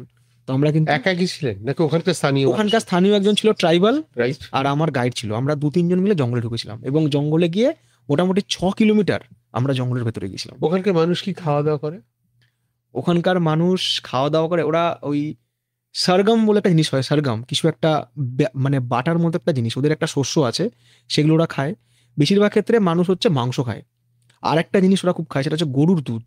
ওখানে কিন্তু সব ট্রাইবালদের কাছে গরু রয়েছে, এবং ওখানে যার কাছে যত গরু সে তত বড় লোক, সে তত আর কি তাদের মধ্যে তার আধিপত্য বেশি, এবং ওরা কিন্তু গরুর দুধ এই জিনিসটা খুব বেশি খায়, আর মাংস টাংস খায়, মাংস মাছ। গরুর দুধ যে খায়, গরুর চেহারা মানে আমাদের এখানকার গরুর চেহারা থেকে ওই চেহারাগুলো আলাদা, একটু আলাদা, একটু আলাদা। এবং মাসাই গ্রামেও, আমি যখন মাসাই গ্রামেও গেছিলাম, মাসাই গ্রামেও দেখেছিলাম যে যার কাছে যত গরু তার কিন্তু তত আর কি সমাজে সম্মান। আচ্ছা, গরুর কথা হলো, আপনি বলছেন মাংস খায়, মাংসটা কি একদম প্রপারলি আমরা বলতে আমরা যেভাবে রান্না করে খাই সেরকম না? কিরকম ভাবে? ওরা মাংস ওই আগুনে পুড়িয়ে, আগুনে ঝলসে। বলেন কি? আগুনে ঝলসে। না, কিসের মাংস খায়? ছাগলের মাংস খায়, মানে কখনো একদম সেই গরুর আদিম মাংস জীবন খায়, যেটা একদম। বলছিলাম। আমি লাস্ট যে আমি বলি এই জিনিসটা আমার সবথেকে শখ লেগেছিল, যে লাস্ট যে আমি ভিলেজটাই গেছিলাম, আমি যে লাস্ট যে ভিলেজে গিয়েছিলাম সেখানে ওই আমি জিজ্ঞেস করছিলাম আপনারা কি খান, আমাদের গাইডকে জিজ্ঞেস করেছিলাম, তোরা বলে ওরা কুমির খায়, কুমিরের মাংস খায়। হ্যাঁ, রাত্রেবেলায় গ্রামের যারা পুরুষ তারা কুমির শিকার করতে যায়, এবং কুমির শিকার করে নিয়ে এসে কুমিরের মাংসরা রান্না করে খায়। রান্না মানে কি, ওদের রান্না অন্যরকম। ওদের যে ঘর, সেই ঘরের মধ্যে রান্না হচ্ছে, মানে সেই ঘরটার মধ্যে ঢুকলে 15 মিনিট বেশি আমরা থাকতে পারবো না। আমাদের দুজন ঘরে ঢোকে নি, এত একটা দম বন্ধ করা পরিবেশ, তার মধ্যে ওরা থাকে, কোনো জানলা নেই, কিচ্ছু জানলা নেই, অন্ধকার, গুটগুটে অন্ধকার, তার মধ্যে বাইরে প্রচুর ধুলো, আমাদের সাফোকেশন হচ্ছিল রীতিমতো। তো আমরা ঢুকেছি ভেতরে, শুট টুট করেছি, ওদের সাথে কথাবার্তা বলেছি, ওদের ওখানে বসেছি, এবং ওরা কিন্তু ঘরের ভেতরে সবকিছু রান্না করে এবং কুমিরের মাংস খায়। ওখানে কুমিরের দাঁতের মালা বিক্রি হয়। আচ্ছা, যদিও আকাশবাণী কোনো রকমই মাংস খাওয়াকে প্রমোট করে না, একেবারেই করে না, এবং আমরা চাই সবাই অহিংস থাকুক, সবাই মিলেমিশে পৃথিবীকে এনজয় করুক, উপভোগ করুক। এটা শুধুমাত্রই একটা আমেরিকার এই আফ্রিকার জনজাতির জীবন যা দেখে এসেছেন সেটা একটা মানে জীবনের অভিজ্ঞতার মতো তিনি শেয়ার করছেন। কাঁচা মাংস খায় ওরা। হ্যাঁ, মানে আমরা কোনো রকম ভাবেই মাংস খাওয়াকে প্রমোট করছি না, আমরা সবসময় অহিংসার পক্ষে। হ্যাঁ, যে প্রশ্নে আবার ফিরে যাব সেটা হলো যে এই যে আপনি বিভিন্ন দেশ ঘুরছেন, আমরা আবারও সেই প্রশ্নে আসবো, কারণ আমাদের সময়ও হয়ে গিয়েছে। আমরা আবার রেডিও সেটে ফিরে আসবো, কারণ আমরা বলেইছিলাম যে 10টা 10-এ আমরা রেডিও সেটে ফিরবো। আমাদের ফেসবুক লাইভ যেমন চলছে তেমনই চলবে, আর 10টা 10-এ ফিরেই সেই প্রশ্নটা করব যে এই যে অনেকজন প্রশ্ন করছেন যে দেশের মধ্যে বেড়ানো, সামনেই পুজো, এখন আর কোথাও বুকিং নেই, টিকিট হয়তো পাওয়া যাচ্ছে না, যাদের গাড়ি আছে তারা গাড়ি নিয়ে বেরোতে পারছেন, বা কিছু বন্দে ভারতের টিকিট আছে। এই ধরনের ক্ষেত্রে কাছাকাছি উত্তরবঙ্গের কি কি জায়গা একটু অফ বেট, সেগুলো নিয়ে কথা বলবো। কিন্তু আমরা রেডিওতে যারা আছেন এবার তাদেরকে জন্য নেবো, ফেসবুকে যারা আছেন থাকুন। কেউ অভিমান করে ফেসবুকে লিখছেন লাইভ দেখে কি করবো, আপনারা যদি কমেন্টস না করেন, আপনি কমেন্টসটা করুন, তারপরে দেখুন পড়ি কিনা। হ্যাঁ, সবাইকে নিয়েই ফিরে আসছি এক্ষুনি। চমৎকার কমেন্ট ফেসবুকে এসেছে, সেটা দিয়ে এই পর্যায়টা শুরু করি। বিথিকা নিহারিকা বলছেন, আরে বাবা এ তো দারুণ ব্যাপার, অনেক অনেক শুভকামনা। একটু রীতিমতন রোমাঞ্চিত হচ্ছেন কিন্তু লোকজন। যে প্রশ্নটা রেখে গিয়েছিলাম এই আমাদের রেডিও বন্ধুদেরকে আবার জুড়ে নেবার জন্য, 100.9 FM গোল্ডে সবাই চলে এসেছেন, এবার কানে কানে শোনাটা শুরু হয়ে গেল। তা হলো পুজোর এখন যাওয়ার মতন বিশেষ কোনো জায়গা নেই, মানে টিকিট পাওয়া যাবে না, ট্রেন, হোটেলও ফুল, কিন্তু তার মধ্যেও বেশ কিছু হোমস্টে আছে এবং ইচ্ছেও আছে। ইচ্ছে আর হোমস্টে এই দুটোর অপশন এখনো খোলা আছে। সামনে পুজো, উত্তরবঙ্গ যেটা একদম হাতের কাছে পাহাড়, একটু অফবিট কোনো জায়গা, যে জায়গাগুলো মানুষ কম গেছে, হোমস্টে আছে, পাওয়া যায়, বুকিং এখনো, গেলে পাবেন, এরকম কোনো জায়গার যদি খোঁজ আপনি দেন। আছে কি? রিসেন্টলি আমি গিয়েছিলাম, এই ব্লগটা আমি দিয়েছি, সেটা হচ্ছে যে আমি শিটংয়ে গিয়েছিলাম, শিটং 2। তো ওই শিটং 2-তে একটা হোমস্টে রয়েছে। 2 মানে কি? উঁচুটা, আপার শিটংটা। সারা বছর ওখানে শীত থাকে। তো আমি প্রথমে বলেছিলাম ভিডিওতে, জায়গাটা কিন্তু কোনো লাক্সারিয়াস নয়, আপনারা যদি লাক্সারিয়াস কিছু খোঁজেন তাহলে এখানে পাবেন না। খুব ছোট্ট একটা হোমস্টে রাস্তার উপরে, বয়স্ক মানুষদের সুবিধা, তারা আর কি নেমেই হোমস্টে ঢুকতে পারবে। এবং ওখানে একটা কথা উল্লেখ করেছিলাম যে এখানে মেঘ বড় অবাধ্য, মানে আপনি না চাইতো আপনাকে এসে বারবার করে মেঘ আপনাকে ভিজিয়ে দেবে। তো জায়গাটা এরকমই, ওরা মহলদিরাম চা বাগানের একদম কাছাকাছি। তো ওই জায়গায় আমি গিয়েছি যখন, প্রতি মুহূর্তে আবহাওয়া চেঞ্জ হচ্ছে। কখনো দেখছি আবহাওয়া পরিষ্কার, শিলিগুড়ি শহর দেখতে পাচ্ছি, দূর থেকে বাগডোগরা দেখতে পাচ্ছি, কখনো আবার আবহাওয়া মেঘে রেখে যাচ্ছে। তো সবসময় ওখানে মেঘের রাজত্ব। তো উত্তরবঙ্গে প্রচুর এরকম জায়গা রয়েছে যেখানে কিন্তু মানুষ যেতে পারে, কিন্তু উত্তরবঙ্গ বলতে শুধু যদি মানুষ ভাবে যে আমি দার্জিলিংয়ে যাব, সবাই যদি দার্জিলিং গিয়ে ভিড় করে, তাহলে কিন্তু হোটেল পাওয়াও মুশকিল, হোটেলের খরচও বেশি, এবং তাহলে কিন্তু মানুষের বেড়ানোটা, এই যে আমি সবাই যদি এক জায়গায় যায়, সেখানে হোটেল ভাড়াও বেড়ে যায়, সেখানে রুম অ্যাভেলেবেল থাকে না, তখন মানুষ ভাবে আমার বুঝতে পার যাওয়া হলো না। এই জন্য মানুষকে তার চিন্তা ভাবনা একটু বদলাতে হবে যে উত্তরবঙ্গ মানুষ দার্জিলিংই নয়, উত্তরবঙ্গে এরকম অনেক অফবিট জায়গা রয়েছে, অহলদারা রয়েছে, ওদিক থেকে শিটং রয়েছে, ওদিক থেকে তাকদা রয়েছে, তিনচুলি রয়েছে, বহুত অনেক জায়গা রয়েছে। তো সেখানে কিন্তু যে হোমস্টে রয়েছে বা সেখানে যাওয়ার জন্য কিন্তু ভ্লগ অলরেডি আমি বানাই, অন্তত প্রত্যেক মাসে তো আমি উত্তরবঙ্গ যাই, এবং আমি একটা আলাদা ফোল্ডারই ক্রিয়েট করে দিয়েছি আমার ইউটিউবে যে উইকেন্ড ট্রিপ বলে, উইকেন্ড ট্রিপ, এবং সেখানে কিন্তু আমি সে সমস্ত হোমস্টে ডিটেলস বা ঠিকানা, ফোন নাম্বার সব দিয়ে রাখি। তো মানুষ কিন্তু চাইলেই পাহাড়, আমি একটা কথা বলি, হাত বাড়ালেই পাহাড় বা চাইলেই পাহাড়, তো মানুষ কিন্তু যেতেই পারে। আচ্ছা, এবার ধরুন যার কাছে আপনার এই ব্লগের লিঙ্কটা এখনো পর্যন্ত নেই, যে হয়তো এই প্রথমবার আপনাকে আকাশবাণীর এই মঞ্চেই আপনাকে প্রথম দেখছে, এরকম 2-4টে জায়গার নাম বলুন না যেগুলো তারা সার্চ করতে পারেন, খুঁজতে পারেন, ওখান থেকে হয়তো আপনার ভিডিওতে পৌঁছতে পারেন। খুব সহজ, সার্চ করতে হবে ইউটিউবে গিয়ে অফবিট নর্থ বেঙ্গল হোমস্টে। এই অফবিট নর্থ বেঙ্গল হোমস্টে বা অফবিট নর্থ বেঙ্গল লিখলেই এরকম প্রচুর জায়গার নাম কিন্তু লিস্টে চলে আসবে। মানে আমি নিজে কত জায়গায় গেছি নিজেও ভুলে গেছি। মানে উত্তরবঙ্গে প্রত্যেকটা গ্রাম যেখান থেকে কাঞ্চনজঙ্ঘা দেখা যায়, সেই প্রত্যেকটা গ্রামই কিন্তু এখন হয়ে গেছে অফবিট লোকেশন, এবং সেখানে এক বা একাধিক হোমস্টে গড়ে উঠেছে, এবং সেই হোমস্টের বেশিরভাগ ওনারই কিন্তু আমাদের বাঙালিরা। শিটংয়ে যত হোমস্টে রয়েছে তার সেখানকার ম্যাক্সিমাম হোমস্টে আমাদের বাঙালির, কেউ না কেউ শিটংয়ে হোমস্টে নিয়ে রেখে দিয়েছে। এখানে একটা প্রশ্ন আছে, এই যে ধরুন বিভিন্ন হোটেল বুকিং সাইট আছে, আমাদের অ্যাপ আছে, এখান থেকে হোটেল বুক করা, এমনকি এখন তো ডেলিভারি এক সংস্থাও তার ট্রাভেল একটা বিভাগ খুলেছে, তাদের সেখান থেকে হোটেল বুক করা যায়। এই হোটেল বুকিং অ্যাপগুলো, এখান থেকে হোটেল বুক করা সহজ নাকি মানে সস্তা, নাকি একদম ডিরেক্টলি ফোন করে বুক করা এটা সাশ্রয়ী বেশি? হোটেল বুকিং যে অ্যাপগুলো আছে সেখানে কিন্তু যখন আমরা হোটেল বুক করি, আমরা হোটেলের একরকম রেট দেখতে পাই, এবং যখন আমরা বুকিংটা করতে যাই সেখানে কিন্তু ট্যাক্স যোগ করে খরচটা বেড়ে যায়। সেখানে একটা অপশন থাকে যে আমরা ওখানে রিভিউটা পড়ে নিতে পারি, যে কে এখানে গিয়েছে, থেকেছে, বা কি রিভিউ দিয়েছে। যেমন আজকে আমি কলকাতা সেটা হোটেলে আসি, আমি প্রথম হোটেল খুঁজে পাচ্ছিলাম না, তারপরে যখন রিভিউ দেখে হোটেল খুঁজে হোটেল একটা বুক করলাম। তো এই ক্ষেত্রে কিন্তু সব থেকে আরো একটা ভালো উপায়, যে আমাদের ফেসবুকে কিন্তু অনেক গ্রুপ রয়েছে, অনেক বেড়ানোর গ্রুপ রয়েছে। সেই বেড়ানোর গ্রুপে কিন্তু অনেকে লেখেন, সেখানে বিভিন্ন জায়গা সম্পর্কে লেখেন, সেখানে কিন্তু বিভিন্ন হোমস্টে সম্পর্কে লেখেন, হোটেল সম্পর্কে লেখেন। তো সেখান থেকে কিন্তু মানুষ চাইলে ভালো জায়গার সন্ধান অবশ্যই পেয়ে যাবে, এবং সেখানে কিন্তু সেই শুধু হোটেল বলে নয় বা হোমস্টে বলেই নয়, সেখানে যাতায়াতের জন্য গাড়ির ড্রাইভারের নম্বর সেটা কিন্তু তারা পেয়ে যাবে। উত্তরবঙ্গ যাওয়াটা মানুষের কাছে খুব একটা কঠিন ব্যাপার নয়। লোকজন জিজ্ঞেস করছেন যে কৌশিকদা কি কোনোদিন গ্রুপ ট্যুর করাবেন? আফ্রিকা যাওয়ার ইচ্ছে রইল তার সঙ্গে। আমি গ্রুপ ট্যুর একটা করিয়েছি। আমি যখন মানে আমাকে অনেকে বলতো, মানে অনেক বেশিরভাগ দর্শক হচ্ছে আমার একটু ওই 20-22 বছর, 23 বছর, 24 বছরের দর্শক আমার প্রচুর রয়েছে। তো ওরা বলতো দাদা তোমার সাথে বেড়াতে যাবো। তো আমি একটা প্ল্যান করেছিলাম, এই ডুয়ার্স 7 দিনের একটা গ্রুপ ট্যুর, সেখানে 25 জনকে নিয়ে গেছিলাম।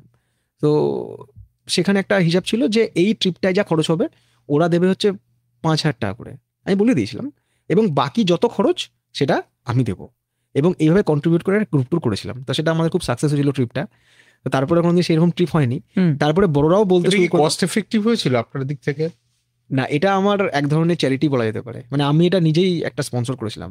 আমি ফ্রি কিছু করতে চাই না, কারণ কিছু ফ্রি করলে জিনিসটার মূল্য থাকে না, সেটার মূল্য চলে যায়। কাজেই আমি বলেছিলাম যে মিনিমাম 5,000 টাকা তো সে দিতে পারবে এরকম। আমি সেখানে এরকম কোনো ব্যাপার ছিল না যে সে যে কোনো জায়গা থেকে আসতে পারে। সেখানে একটা আমি মানে করে দিয়েছিলাম যে তুমি যে কোনো ধর্মের মানুষ হও, যে কোনো জায়গার থেকে আসো, তোমার মানে বাবা মার যা প্রফেশন যা খুশি হোক, যদি তোমার বাড়ির লোক সব থেকে কম কোনো প্রফেশনেও আছে সেও সেখানে পার্টিসিপেট করতে পারে। আমরা সেভাবে সবাই সিলেক্ট করেছিলাম। তো এরকম করে 25 জনকে নিয়ে গেছিলাম, যে টাকাটা টোটাল খরচা হবে ওরা 5,000 টাকা করে দিয়েছিল, বাকি টাকাটা সমস্ত আমি দিয়ে মানে জিনিসটাই করেছিলাম। তো তারপরে বড়রা বলা শুরু করলো যে কৌশিক আমরাও তোমার সাথে গ্রুপ ট্যুর করবো। তো এই করতে করতে করতে করতে একটা গ্রুপ ট্যুর আমি অর্গানাইজ করেছি আমাদের এই 23 অক্টোবর থেকে 29 অক্টোবর ফুকেট আর হচ্ছে ক্র্যাবি। থাইল্যান্ডের ব্যাংকক পাঠানো, কিন্তু ফুকেট ক্র্যাবি। কিরকম খরচ রেখেছেন? আমি ওখানে খরচ রেখেছি পার পার্সন 42,000 টাকা করে। আচ্ছা। ফুকেট ক্র্যাবির জন্য।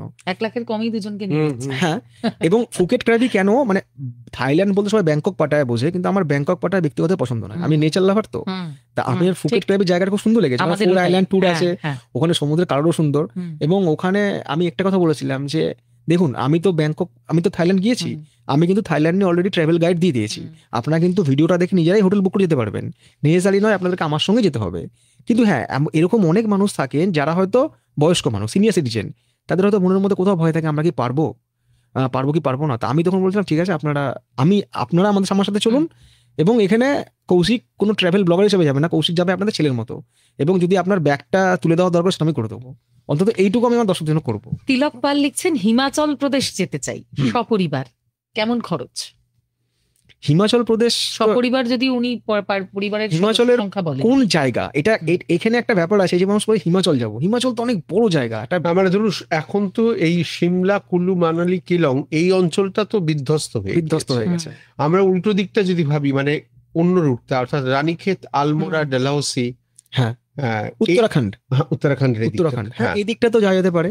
এই ট্রিপটা শুরু হবে হচ্ছে এখানে নৈনিতালও আসবে, এটা শুরু হবে কাঠগোদাম থেকে, এখান থেকে হাওড়া থেকে ট্রেন ছাড়ে কাঠগোদামের জন্য, সে কাঠগোদাম যেতে পারে ডিরেক্টলি, অথবা দিল্লিতেও কাঠগোদাম যাওয়ার ট্রেন আছে, এবং কাঠগোদাম পৌঁছে সেখান থেকে নৈনিতাল গিয়ে, নৈনিতাল থেকে কিন্তু এই প্রোগ্রামটা এই আলমোড়া, কৌসানি, রানীক্ষেত এটা কিন্তু করে আসা যায়, বা পাতাল ভুবনেশ্বর করে আসা যায়, এটা খুব একটা কঠিন ট্রিপ। প্রচুর ফ্যান কৌশিকের ভরিয়ে দিচ্ছে, মানে ভালোবাসা ভরিয়ে দিচ্ছে। বালুরঘাট যেতে বলছে ত্রিশানজিৎ বসাক, দীপঙ্কর দেবনাথ বলছে ট্রেনের ভিডিও, মানে কৌশিকদার ভিডিও 1 নম্বরে ছিল, এখনো আছে, থাকবেও। চিন্ময় বিশ্বাস তিনি আমন্ত্রণ জানিয়েছেন শিলিগুড়িতে তার বাড়ি, লিখেছেন ট্রিপ শুরু করতে, হ্যাঁ ছোট্ট ফলোয়ার। সুমন দাস লিখছেন জিও কাকা। অভিনব সাহা কনগ্রাচুলেশনস জানিয়েছেন আপনাকে। প্রচুর আমাদের কাছে আপনার দাদা একদিন বালুরঘাট এসো ত্রিশানজিৎ আবারও লিখছে, বললাম আমি। আচ্ছা, এরপর এই পৌলমী মুখার্জি লিখেছেন ট্রাভেল উইথ কৌশিক ভিডিও দেখলে সব ইনফরমেশন ডিটেলে পাওয়া যায়, আপনার এই চাকরি ছেড়ে ভিডিও বানানোর সার্থকতা বোধহয় এখানেই। দিব্যেন্দু দে ওয়াও লাভলি তিনি জানিয়েছেন। তানিয়া এস ঘোষ লিখছেন হ্যালো দাদা, আমি তোমার ভিডিও খুব ভালো লাগে দেখি, আমার মেয়ে তোমার ভিডিও দেখতে খুব ভালোবাসে। শৈবাল দাস লিখছেন আপনাকে অনেক বড় মানের ট্রাভেল ব্লগার হিসেবে দেখতে চাই, আপনার চোখ দিয়ে অনেক কিছু দেখতে চাই। দীপঙ্কর দেবনাথ জানিয়েছেন এরপর মিশরের ভিডিও চাই, খুব তাড়াতাড়ি আসবে, আমি কথা দিয়েছি তো। বিদ্যুৎ কুমার প্রামাণিক লিখছেন কৌশিক বাবুর সব ব্লগ আমি দেখি। হ্যাঁ তুমি বোধহয় কোনো একটা, আমি শুধু বলার চেষ্টা বলছি যেটা সেটা এই মুহূর্তে, মানে অনুষ্ঠানটা 45 মিনিট জাস্ট পেরিয়েছে, 4,500-এর বেশি লোক ডাইরেক্টলি অনুষ্ঠানটাকে ফেসবুকে দেখছেন।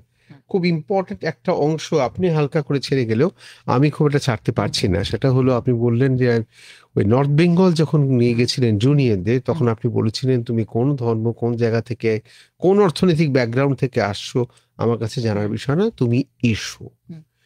একজন ট্রাভেলার, ভ্লগ পরের পার্ট, কিন্তু একজন ট্রাভেলার, ট্রু ট্রাভেলার, আমি আপনাকে সেই জায়গা থেকে ভাবার চেষ্টা করছি বা দেখার চেষ্টা করছি কৌশিক। একজন ট্রু ট্রাভেলার কি একজন প্রকৃত মানুষ?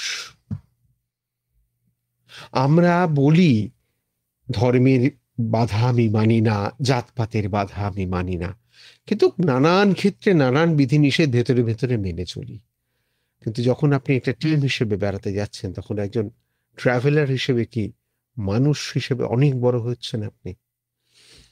আমাদের তো সব থেকে বড় ধর্ম হচ্ছে মনুষ্যত্ব, তার উপরে কোনো ধর্ম নেই।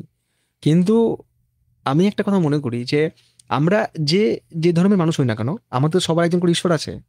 আমি যেমন আমার ঈশ্বর, তাকে যেমন আমি সবসময় সব থেকে উঁচু জায়গায় রাখি, আমার সঙ্গে যখন একটা অন্য ধর্মের কোনো মানুষ যাচ্ছে, আমাকে এটাও মাথায় রাখতে হবে আমি যেন তাকে বা সেই মানুষটাকে বা তার ঈশ্বরকেও যেন কোনো সবসময় উচিত রাখতে পারি। মানে আমার কারণে যেন তার কোনো, মানে তার বা তার ধর্মের বা সেই মানুষটা যেন কোনো অবমাননা না হয়।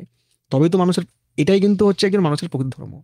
আমি তখনই নিজেকে ভালো মানুষ বলতে পারবো, বা আমি একজন ঠিক মানুষ বলতে পারবো যখন আমি আরেকটা মানুষকে রেসপেক্ট করবো। এই জিনিসটা কিন্তু ভীষণ ভীষণ দরকার আমি মনে করি। এটা তো তত্ত্ব কথা হলো, কিন্তু রিয়েলিটি হচ্ছে যখন আপনি টিম নিয়ে যাচ্ছেন বা একটা টিম হিসেবে কোথাও যাচ্ছেন, তখন নানান ধর্মের, নানান কাস্ট অ্যান্ড ক্রিডের মানুষ যাচ্ছেন। খাওয়া দাওয়া একসঙ্গে, ঘুমানো একসঙ্গে, চলাফেরা একসঙ্গে, কেউ অসুস্থ হলে তাকে সুস্থ করে তোলাটা একসঙ্গে। এটা কি মানুষ হিসেবে একজন ট্রাভেলারকে সত্যি বড় করে তোলে? আমি এটাই প্রশ্ন করতে চাই। অবশ্যই অবশ্যই বড় করে তোলে। ট্রাভেলারের কোনো ধর্ম হয় না, ট্রাভেলারের কোনো দেশও হয় না, কারণ পৃথিবী তার। আমরা সবসময় বলি একটা মানুষকে চেনা যায় তার সঙ্গে বেড়াতে গেলে, একদম। যে কারণে হানিমুন কনসেপ্ট এসছে বিয়ের পর, যেহেতু দুজন মানুষ দুজনকে চিনবে, জানবে আরো বেশি করে, তাদের অভ্যাসগুলো জানবে, তাই বেড়াতে যাওয়ার একটা আমাদের কালচার তৈরি হয়েছে, হানিমুন যেটাকে আমরা বলে থাকি। এই যে বেড়াতে যান আপনি, একজন মানুষ হিসেবে যান, বিভিন্ন গ্রুপ ট্যুর করেন, এই বেড়ানোর মধ্যে দিয়ে, যে প্রশ্নটা সঞ্জয় দা শুরু করেছিলেন করতে, আমি সেটাই শেষ করছি, যে বেড়ানোর মধ্যে দিয়ে কি সত্যি একজন মানুষকে পরিপূর্ণরূপে চেনা যায়, জানা যায়, তার অভ্যাসগুলো বোঝা যায়? অবশ্যই বোঝা যায়। আমি যখন একটা মানুষের সঙ্গে থাকবো, তাকে দেখবো, আমাকে বিভিন্ন মানুষ বিভিন্নভাবে দেখেছে, কিন্তু যারা আমার সাথে গিয়েছিল তারা যখন আমাকে দেখেছে কাছ থেকে এবং আমার সাথে মিশেছে, আমার সাথে গল্প করেছে, মজা করেছে, গান করেছে, আমি তো সবার সাথে মিশি সবসময়, তখন তারা কিন্তু ভুলে গেছিল যে আমি কোনো ট্রাভেল ব্লগার। তারা বলতো তুমি তো দাদা, এই দাদা বসো আমাদের সঙ্গে, তুমি খেলো, আমার সাথে খাওয়া দাওয়া করো, গান করো। আমি তোর সাথে গান করছি, ঘুরছি, জঙ্গলে বেড়াচ্ছি। আমি কিন্তু সেদিন ভুলে গেছিলাম যে আমি ব্লগার, আমি ছিলাম আমাদের দাদার মতো। তো এই যে মানুষের সাথে মিশে যেতে পারাটা, প্রত্যেকটা মানুষের সাথে মেশা, এটা কিন্তু অবশ্যই আমাদেরকে, না আমি মনে করি এটা মানুষের সব থেকে বড় একটা দিক, এবং এটা যে পারে সেই কিন্তু মানুষের মনে থেকে যায়, ভালোবাসাতে থেকে যায়। ফোনে কেউ এসছেন, হ্যালো। নমস্কার। নমস্কার বলুন। সঞ্জয় বাবু, নমস্কার। নমস্কার। আমি অরুণ বন্দ্যোপাধ্যায় গড়িয়া থেকে বলছি। হ্যাঁ বলুন। কৌশিক বাবুকে আমার প্রশ্ন, কোন একটি ট্রাভেলিং এজেন্ট কোন একটা কতগুলো জায়গা দেখাবার জন্য, ধরুন নৈনিতাল এইসব জায়গা দেখাবার জন্য আমার কাছে কিছু টাকা নিল, তারপরে ট্যুরে দেখা গেল ওরা দু একটা পয়েন্ট দেখালো না, দু একটা জায়গা দেখালো না, সেক্ষেত্রে কিছু বলেও কোনো কাজ হয় না, সেক্ষেত্রে অন্য কোনো ব্যবস্থা নেওয়া যায় কি? আচ্ছা, শুনতে থাকুন। এই জিনিসটা অনেকের সাথেই হয়, যে যখন আমরা ট্যুরটা প্ল্যান করি কোনো এজেন্সির সাথে, যে আমাদেরকে বলা হয় এই জায়গায় ঘোরাবো, ওই জায়গায় ঘোরাবো, কিন্তু অনেক সময় সেগুলো হয় না, এবং বিভিন্ন মানুষ কিন্তু বিভিন্ন জায়গায় প্রতারণার শিকার হয়। তাদের যে টাকা দেওয়া হয় সেই সার্ভিস দেওয়া হয় না, তারা সেই হোটেল পায় না, এরকম অনেক সমস্যা হয়ে যায়। এবার আমি পার্টিকুলারলি কোনো এজেন্সিকে ধরে তো সবাইকে বদনাম করতে পারবো না, কারণ দেখুন এরকমও প্রচুর এজেন্সি আছে যারা মানুষকে ভালো পরিষেবা দেয়, নিশ্চয়ই আছে, আর এখন এরকম অনেক এজেন্সি আছে যারা মানুষকে ঠিকঠাক পরিষেবা দেয় না। এই জন্য বলবো যে আপনারা যখন কোনো এজেন্সির সঙ্গে যাচ্ছেন, আগে ভালো করে তাকে রিভিউ করুন। তার তো কোনো একটা পেজ থাকবে, তার ফেসবুক থাকবে, তার সোশ্যাল মিডিয়া থাকবে, তাকে ভালো করে জানুন, এবং তার সঙ্গে ঘুরে আসার পর মানুষজন কি রিভিউ দিচ্ছে, যেটা আমি সবসময় রিভিউ পড়ুন, সেই রিভিউটা ভালো করে পড়ুন, তারপরে কিন্তু আপনারা তার সাথে প্ল্যান করুন, এবং এটা বলে নিন যে তারা যে আইটিনারিটা শেয়ার করছে, যে আমি কিন্তু এই আইটিনারি ধরেই ঘুরবো, এইটা কিন্তু তার সাথে আগে আপনারা কথাবার্তা বলে নিন। এবং যারা ঠিকঠাকভাবে ঘোরায় সেরকম মানুষের সাথে কিন্তু যান, কারণ হঠাৎ গজি উঠলো, আমি জানি যে আমার ব্যাংকক যেতে হয়তো 30,000 টাকা 50,000 টাকা খরচা হবে, ওর উদাহরণ দিচ্ছি, বা আমি কেরালা যাবো, কেরালা ট্রিপ করতে আমি জানি যে আমার 40,000 টাকা খরচা হবে। অনেকে অ্যাড দেয় 20,000 টাকা কেরালা, 10,000 টাকা ব্যাংকক, কিছু কিছু লোক তো ফ্রিতেও বিভিন্ন জায়গায় নিয়ে যায়, ফ্রি। এবার এই যে মানুষটা নিয়ে যাচ্ছে, আগে আমাকে বুঝতে হবে কি করে কম খরচে নিয়ে যাচ্ছে। যে কম খরচ কথাটা আপনারা বলেছেন না, এই কম খরচে কিন্তু সব থেকে বড় গেরো, আর কম খরচের চক্করে কিন্তু মানুষ সব থেকে বেশি প্রতারিত হয়। বিরিয়ানি 100 টাকাতেও হয়, বিরিয়ানি 50 টাকাতেও হয়, বিরিয়ানি 500 টাকাতেও হয়।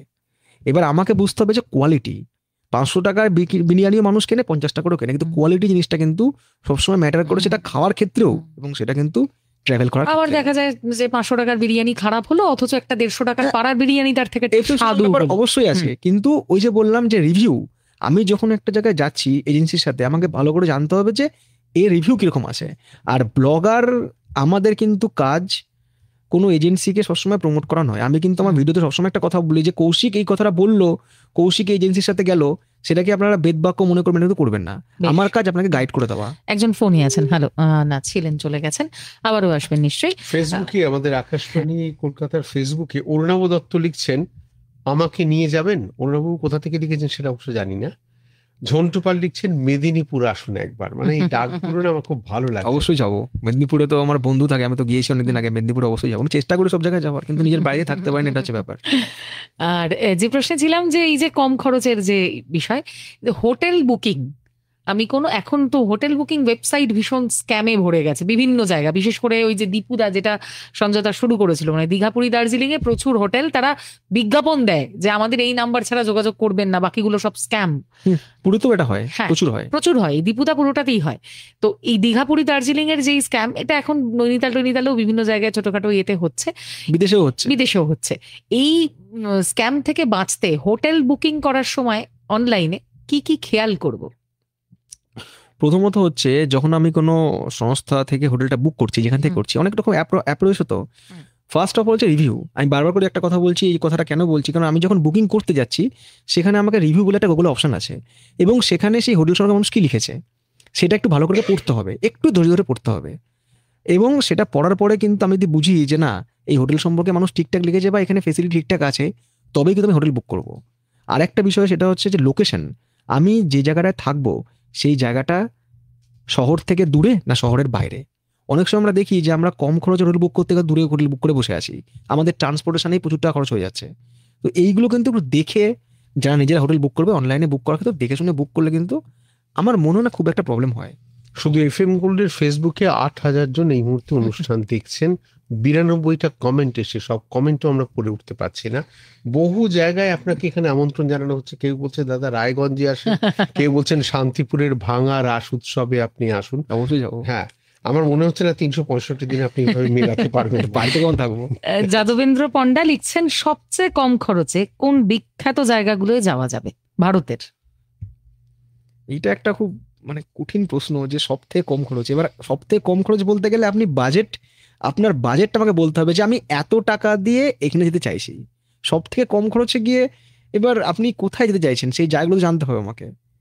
আচ্ছা বেশ, আমরা একটা জায়গাই বলছি আপনাকে, এই যে কেরল সম্পর্কে, রাজস্থান সম্পর্কে, হ্যাঁ, রাজস্থান, যেগুলো ভীষণ আমাদের বলা হয় যে বিদেশের চেয়েও বেশি খরচ হয়। শিলং একটা সময় তাই ছিল, এখন প্রচুর ট্যুর করে করে চেরাপুঞ্জি অনেক সহজ এবং সস্তা হয়ে গেছে।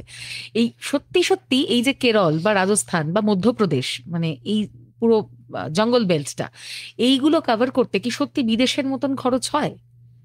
না, বিদেশের মতো খরচ হয় না। এবার আমি এটা একটা অভিজ্ঞতা দিয়ে বলি, কখনো কোনো হয়ও। আমি এই বছর অরুণাচল প্রদেশ গিয়েছিলাম। তা অরুণাচল প্রদেশ গিয়ে আমি ওখানকার যা প্যাকেজ দেখলাম, তো সেই প্যাকেজ দেখার পরে ওখানে গাড়ির খরচ, থাকার খরচ, ঘোরার খরচ সব মিলিয়ে, মানে ওখানে যদি আমি ওখান থেকে সবকিছু বুক করি সেক্ষেত্রে যা খরচ, তাতে কিন্তু মানুষ বলতেই পারে যে এই খরচ আমি থাইল্যান্ড ঘুরে আসবো। তো এরকম জায়গা কিন্তু ভারতবর্ষে এখনো আছে যেখানকার খরচ এতটাই বেশি যে খরচে কিন্তু বিদেশ ঘুরে আসা যায়। যেমন লাক্ষাদ্বীপ, আমি রিসেন্টলি লাক্ষাদ্বীপও গিয়েছিলাম। তা লাক্ষাদ্বীপের মোটামুটি যা খরচ ওখানে, ফ্লাইট ভাড়া সবকিছু নিয়ে, তা কেউ বলতে পারে কি আমি তো এই টাকায় ব্যাংকক পাটায় ঘুরে চলে আসবো, আমি দেশে কেন যাবো, বিদেশে যাবো। এরকম কিন্তু জায়গা এখনো আছে ভারতবর্ষে, নেই তা কিন্তু নয়। এবার কস্ট কাটিংটা কোন দিক থেকে হয়? কস্ট কাটিং হচ্ছে যে আমি যদি ওই যে বললাম পাবলিক ট্রান্সপোর্ট, আমি ট্রেনে যাচ্ছি, আমি হয়তো এসিতে যাব, আমার ভাড়া বেশি। আমি ফ্লাইটে যাবো, আরো ভাড়া বেশি। আমি বললাম স্লিপারে যাব, ভাড়া কমে গেল। আমি এসি হোটেল না থেকে নর্মাল হোটেলে থাকবো, খরচ কমে গেল। আমি সাইট সিনগুলো করবো সব পাবলিক বাসে, পাবলিক ট্রান্সপোর্টে, খরচ অটোতে করবো, খরচ কমে গেল। কিন্তু এই খরচ কমাতে গেলে আমাদের কিন্তু প্রোগ্রামটা অনেকটা হেট্রিক হয়ে যায়। তো সেক্ষেত্রে বয়স্ক মানুষদের অনেক সমস্যা হয়। সেক্ষেত্রে অনেক ট্যুর সংস্থা আছে যারা একটু রিজনেবল খরচে অনেক জায়গায় ট্রিপ করায়, অনেক জায়গায় নিয়ে যায়। তো মানুষ কিন্তু সেগুলো তাদের সাথে যেতেই পারে। মানে আমি কিন্তু কখনো বলছি না যে আপনি ট্যুরিজমের সময় যাবেন না, অবশ্যই যাবেন। আমরা একটা ওয়ে আপনাকে দেখাচ্ছি যে আপনি এই জায়গায় গিয়ে এইভাবে ঘুরতে পারেন, এইভাবে ঘুরতে পারেন। এবার আপনি নিজেও যেতে পারেন, আপনি ট্যুরিজমের সময় যেতে পারেন, সেটা আপনার ইচ্ছে। আমার কাজ আপনাকে রাস্তা দেখিয়ে দেওয়া। দীপঙ্কর দাস একটা দারুণ প্রশ্ন রেখেছেন হোয়াটসঅ্যাপে, বলছেন কৈলাস পর্বত ও মানস সরোবর পরিক্রমা করার মিনিমাম খরচ কত হতে পারে এবং এর পদ্ধতি একটু যদি জানান। আমি এই বছর তো ঘুরে এলাম, কৈলাস মানস সরোবর যাত্রা করে এলাম। প্রথমত কৈলাস মানস সরোবর যাত্রা আমি যে ওয়েতে গিয়েছিলাম তাতে মিনিমাম খরচ হবে হচ্ছে 2.5 লাখ টাকা মিনিমাম, তার নিচে কোথাও নেই। সে আপনি নেপাল হয়েই যান, কারণ ভারত সরকার যে কৈলাস মানস সরোবর করায়, আমি সেখানেও অ্যাপ্লাই করেছিলাম, সেখানেও সুযোগ পেয়েছিলাম। তা তাদের খরচও ওই 1,70,000 মিনিমাম, এবং হাইয়েস্ট বোধ হয় ওটা 2,80,000। মানে দুটো রুট রয়েছে, একটা হচ্ছে ওই লখনৌ হয়ে, একটা হচ্ছে আমাদের এই নাথুলা হয়ে। তা নাথুলা হয়ে যা খরচ তাতে 2,80,000 টাকা পার পার্সন, আর লখনৌ হয়ে গেলে 1,70,000 টাকা। তা ভারত সরকার যেখানে ট্রিপটা 2 লাখ টাকার নিচে করাতে পারছে না, সেখানে প্রাইভেট সংস্থা কি করে কম খরচে করাবে? এবং কৈলাস মানস সরোবরের জন্য অনেকেই যাওয়ার জন্য এখন উদ্গ্রীব, যেহেতু ট্রেন্ডিং একটা টপিক। আমি বলবো কিছুদিন ওয়েট করে যান, কারণ ইন্ডিয়ান গভর্নমেন্ট রাস্তা বানাচ্ছে, এবং এখন যা সিচুয়েশন, চায়না গভর্নমেন্টের সাথে কিন্তু ইন্ডিয়ান গভর্নমেন্টের হয়তো সম্পর্ক একটা ভালো জায়গায় পৌঁছেছে। তো আমাদের কিন্তু ইন্ডিয়া থেকে এরপরে ডিরেক্ট গাড়ি যাবে হচ্ছে এই মানস সরোবর পর্যন্ত, সেক্ষেত্রে কিন্তু খরচ অনেক কমে যাবে। কাজে এখন মিজোরাম জুড়ে গেল, প্রশ্ন এসছে মিজোরামের ব্লগ কবে পাবো? মিজোরামের ব্লগ, আমি মিজোরামে যাবো হচ্ছে 23 তারিখে, 23শে অক্টোবর আমি ট্রেনের টিকিট কেটেছি আজকে। আমাকে অনেকে রিকোয়েস্ট করেছে, আমি লাস্টে থাকতে পারলাম না, বলেছিলাম ট্রেনের ভিডিও এখন বানাবো না, তো আমাকে অনেকে বলেছে ট্রেনের ভিডিও বানাতেই হবে। তো 23শে অক্টোবর আমি মিজোরামের ট্রেনের টিকিট ওই কেটেছি, ট্রেনটা? সাইডাম ওই ট্রেনটা আমাদের বহরমপুরের উপর দিয়েই যায় ট্রেনটা। তো আমি 23 তারিখে তো মিজোরাম যাচ্ছি, ব্যাস। আচ্ছা, তার মানে মিজোরাম যাওয়াটা হয়ে গেল। হ্যাঁ, ওটা আমি শুধু ট্রেনটা কভার করবো, কারণ মানুষ ট্রেনের জার্নি দেখতে চেয়েছে, আর আমি তো দর্শক অনুরোধ ফেলতে পারবো না, কারণ তারা আমার কাছে জায়গাটায় পৌঁছেছে। কাজে তাদের কিন্তু আমি প্রত্যেকটা কমেন্টস পড়ি এবং চেষ্টা করি তারা যেটা চায় সেটা। মিজোরামের ব্লগও পাবো তার মানে আস্তে আস্তে? মিজোরামের ব্লগ দেখছি আমি, আফ্রিকা শেষ করতে পারিনি তো, আমার এখন আফ্রিকার নিয়ে কাজ চলছে। দক্ষিণ ভারত ঘুরে আসতে চান কেউ ফ্যামিলি নিয়ে, কিরকম খরচ? ফ্যামিলিতে কজন, এটাই তো কেউ হ্যাঁ, দেখছে না। ফ্যামিলিতে আছে, ধরো যাক স্ট্যান্ডার্ড ফ্যামিলি দিচ্ছে, স্ট্যান্ডার্ড ফ্যামিলি আমি বলি, আজকে একটু আমি করছি, একটু ফোনটায় হাত দিতে হচ্ছে। আজকে একজন আমাকে এই প্ল্যানটা পাঠিয়েছে, আমি জিজ্ঞেস করছিলাম যে আপনাদের কোনো আইটেনারি আছে? এই যে এক মিনিট,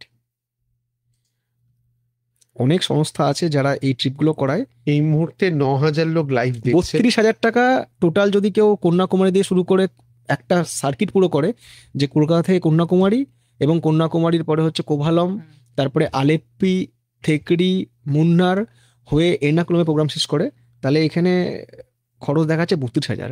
তাহলে ট্রেনের টিকিট নিয়ে ধরুন ওটা মোটামুটি পার হেড 40-এ হয়ে যাবে, মানে খাওয়া ঘোরা সবকিছু নিয়ে 40-এ হয়ে যাবে। নর্থ সিকিম কত কম খরচে হয়, প্রশ্ন করেছেন অরিজিৎ সামন্ত। নর্থ সিকিম তো এখন খুলে গিয়েছে, একটা পার্ট তো বন্ধ ছিল, খুলে গিয়েছে। নর্থ সিকিমের জন্য গ্রুপে গেলে আমার যদ্দূর মনে হয় 10,000-এর মধ্যে হয়ে যেতে পারে পার হেড বা পার পার্সন 10,000 করে কিন্তু হয়ে যায় যদি কেউ গ্রুপে যায়। আমি একটা মিনিমাম একটা খরচ বলছি, 8 থেকে 10,000 পার পার্সন হয়ে যায়। আচ্ছা, এই যে দীঘা, পুরী, দার্জিলিং, বারবার করে এই জায়গাটাতে আসছি কারণ বাঙালি প্রচুর দীঘা, পুরী, দার্জিলিং এ বেড়াতে যায়। বাঙালির খুব সেকেন্ড হোম পুরীতে এখন প্রচুর বাঙালি হোটেল, প্লাস নিজের রান্না করে খাওয়ারও বন্দোবস্ত আছে। এই যে পুরীর একটা বেড়াতে যাওয়া, বারবার পুরী যাওয়া, বাঙালির কাছে একটা পুরী পুরনো হয় না। আপনি নিজেও প্রচুর পুরীর ব্লগ করেছেন, বিভিন্ন সময় করেন। পুরীর খাওয়া দাওয়া, পুরীর এখন প্রচুর বাঙালি রেস্তোরাঁ পুরীতে আছে, যারা কলকাতাতেই আউটলেট আছে। এই যে পুরী বেড়াতে গিয়ে মানুষ একটা বাঙালি খাবার খুঁজছে বা উড়িয়া স্থানীয় খাবারের পাশে, এই জায়গাগুলোতে খাওয়া কস্ট কাটিং এর ক্ষেত্রে খুব একটা আশাপ্রদ নয়। সেক্ষেত্রে আপনি সবসময় বলেছেন যে নিজের বাড়ি, মানে যদি ওখানে বুক করে রান্না করে খাওয়া যায়, কিন্তু মানুষের তো কখনো কখনো ইচ্ছে করে যে আমি একটু লাক্সারি করে ঘুরবো, আমি বেড়াতে গিয়ে রান্না করব না, এরকমও মানুষের ইচ্ছে করে। তো সেক্ষেত্রে পুরী মোটামুটি কিরকম খরচ হতে পারে 3-4 জনের পরিবারে পার হেড? এক্ষেত্রেও আমি বলি যে পুরী যখন প্রসঙ্গটা উঠলো, আমার ব্যক্তিগতভাবে পুরী খুব পছন্দ।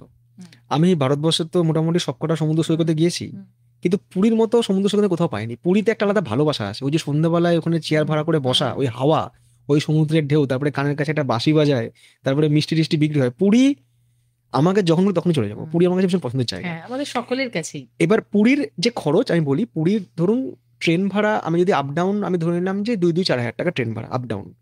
ওখানে আমি যে হোটেলে থাকি, আমি সবসময় চেষ্টা করি একটু দূরে থাকার।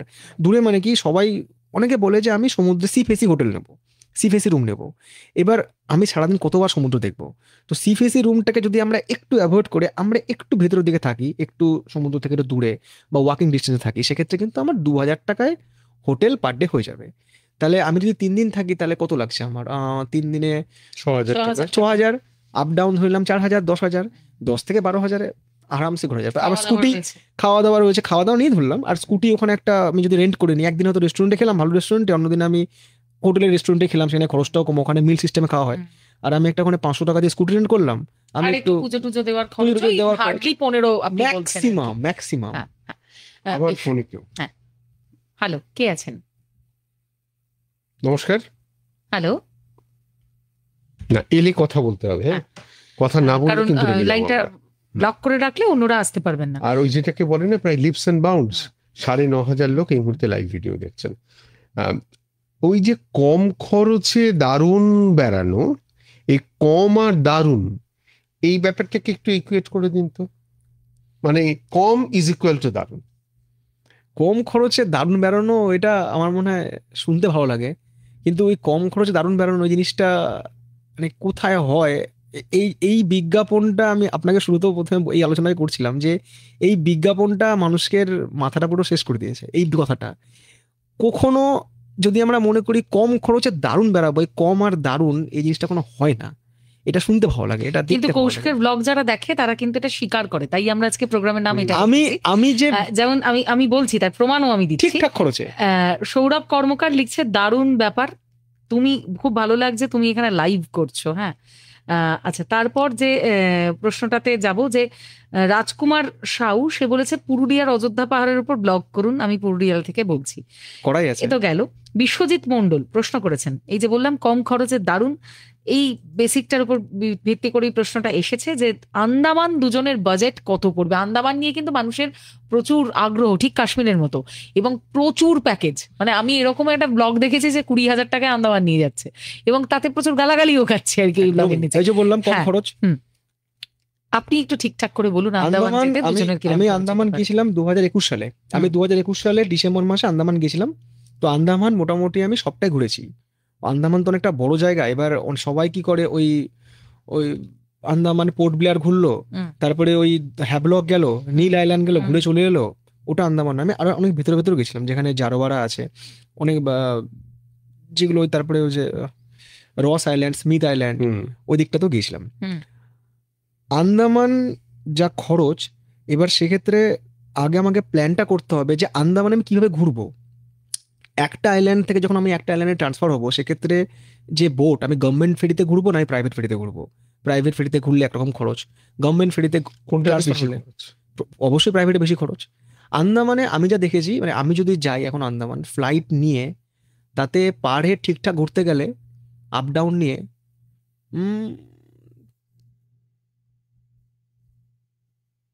45 থেকে 50 পার হেড লাগবে ঠিকঠাক ঘুরতে গেলে। আমি ঠিকঠাক ঘোরা কিন্তু বলছি। কদিনের? 7 দিন? এবার অনেকে যারা বলছে 20,000 টাকা বা 20-15,000 টাকা তো আন্দামান নিয়ে যাচ্ছে, বা সেক্ষেত্রে জানতে হবে এর মধ্যে কি ফ্লাইট ফেয়ার ইনক্লুড, এর মধ্যে কি তারপরে অ্যাক্টিভিটি আছে। আন্দামান কিন্তু খরচলি জায়গা, কারণ আন্দামানে যাওয়াটা বড় কথা নয়, ওখানে যে জিনিস বিভিন্ন আমি আইল্যান্ডগুলোতে ঘুরবো, সেখানে তোমার অ্যাক্টিভিটি আছে। ওখানে সি ওয়াক আছে, তারপরে স্কুবা আছে, স্নরকেলিং আছে। এই অ্যাক্টিভিটি করতেই তো মোটামুটি আমি তো দেখেছিলাম 2021 সালে অ্যাক্টিভিটি করতে আমার আলাদা 20,000 টাকা খরচা হয়েছিল শুধু অ্যাক্টিভিটি করতে। কিন্তু ধরুন বয়স্ক লোকরা তো অ্যাক্টিভিটি করবেন না, তারা এমনি জায়গাটাকে প্রকৃতি দেখতে যাবেন, সেক্ষেত্রে খরচটা কি ওই 50-এর মধ্যেই থাকবে? আরামসে আরামসে। কদিনের জন্য এটা ধরে রাখুন 4 রাত্রি 5 দিন যথেষ্ট, তাতে যথেষ্ট যথেষ্ট। আন্দামান। এবং আমি যখন আন্দামান গিয়েছিলাম, আমি কিন্তু ওখানকার একজনের সঙ্গে যোগাযোগ করেছিলাম। সবসময় কি করতে হয়, মানে এটা আমার একটা মানে বুদ্ধি, যেটা আমি দেখে, মানে যেটা আমি প্রয়োগ করে অনেক ভালোও পেয়েছি, যে আমি যে জায়গায় যাব না সেখানকার সবসময় ট্যুরিজমের সাথে কন্ট্যাক্ট করি। হয়তো আন্দামানে এরকম অনেক সংস্থা যারা আন্দামান ট্যুর করায়, এবং আমি যখন ডিরেক্ট তাদের সাথে কন্ট্যাক্ট করে নিচ্ছি, সে কিন্তু খরচ অনেক কমে যাচ্ছে। আমি শুধু করছি ফ্লাইটের টিকিটটা, মানে আমার প্ল্যান এটা যে ফ্লাইটের আপ ডাউন টিকিটটা আমি আমার সুযোগ মতো করে নেব। আন্দামানের ওই পোর্ট ব্লেয়ার টু পোর্ট ব্লেয়ার করে ও আমাকে পোর্ট ব্লেয়ার টু পোর্ট ব্লেয়ার সার্ভিস দিচ্ছে, অনেক কম খরচে অনেক ভালো করে ঘোরা যায়। সেক্ষেত্রে আমার বাজেট যদি অনেক বেশি থাকে, বাজেট কিন্তু কমানো যায়। এবং যে ক্রুজে করে আমি ট্রান্সফার হবো, সেখানেও মানে কস্ট কাটিং করা যায়। আন্দামান এমন কিছু কঠিন ট্রিপ নয়, যা যাবে। সোমশ্রী মাইতি লিখছেন, কৌশিকদা আপনার ট্রাভেল ভিডিও দেখতে দেখতে আমিও আমার ছোট্ট মেয়ে অনেক সুন্দর মুহূর্ত অনুভব করি, নতুন নতুন জায়গা আপনার চোখে এক্সপ্লোর করতে পারি। Thank you so much. Arijit Samanta ফেসবুকে লিখছে, নর্থ সিকিম কত কম খরচে হয়? 8 থেকে 10,000 পার হেড হয়ে যাবে।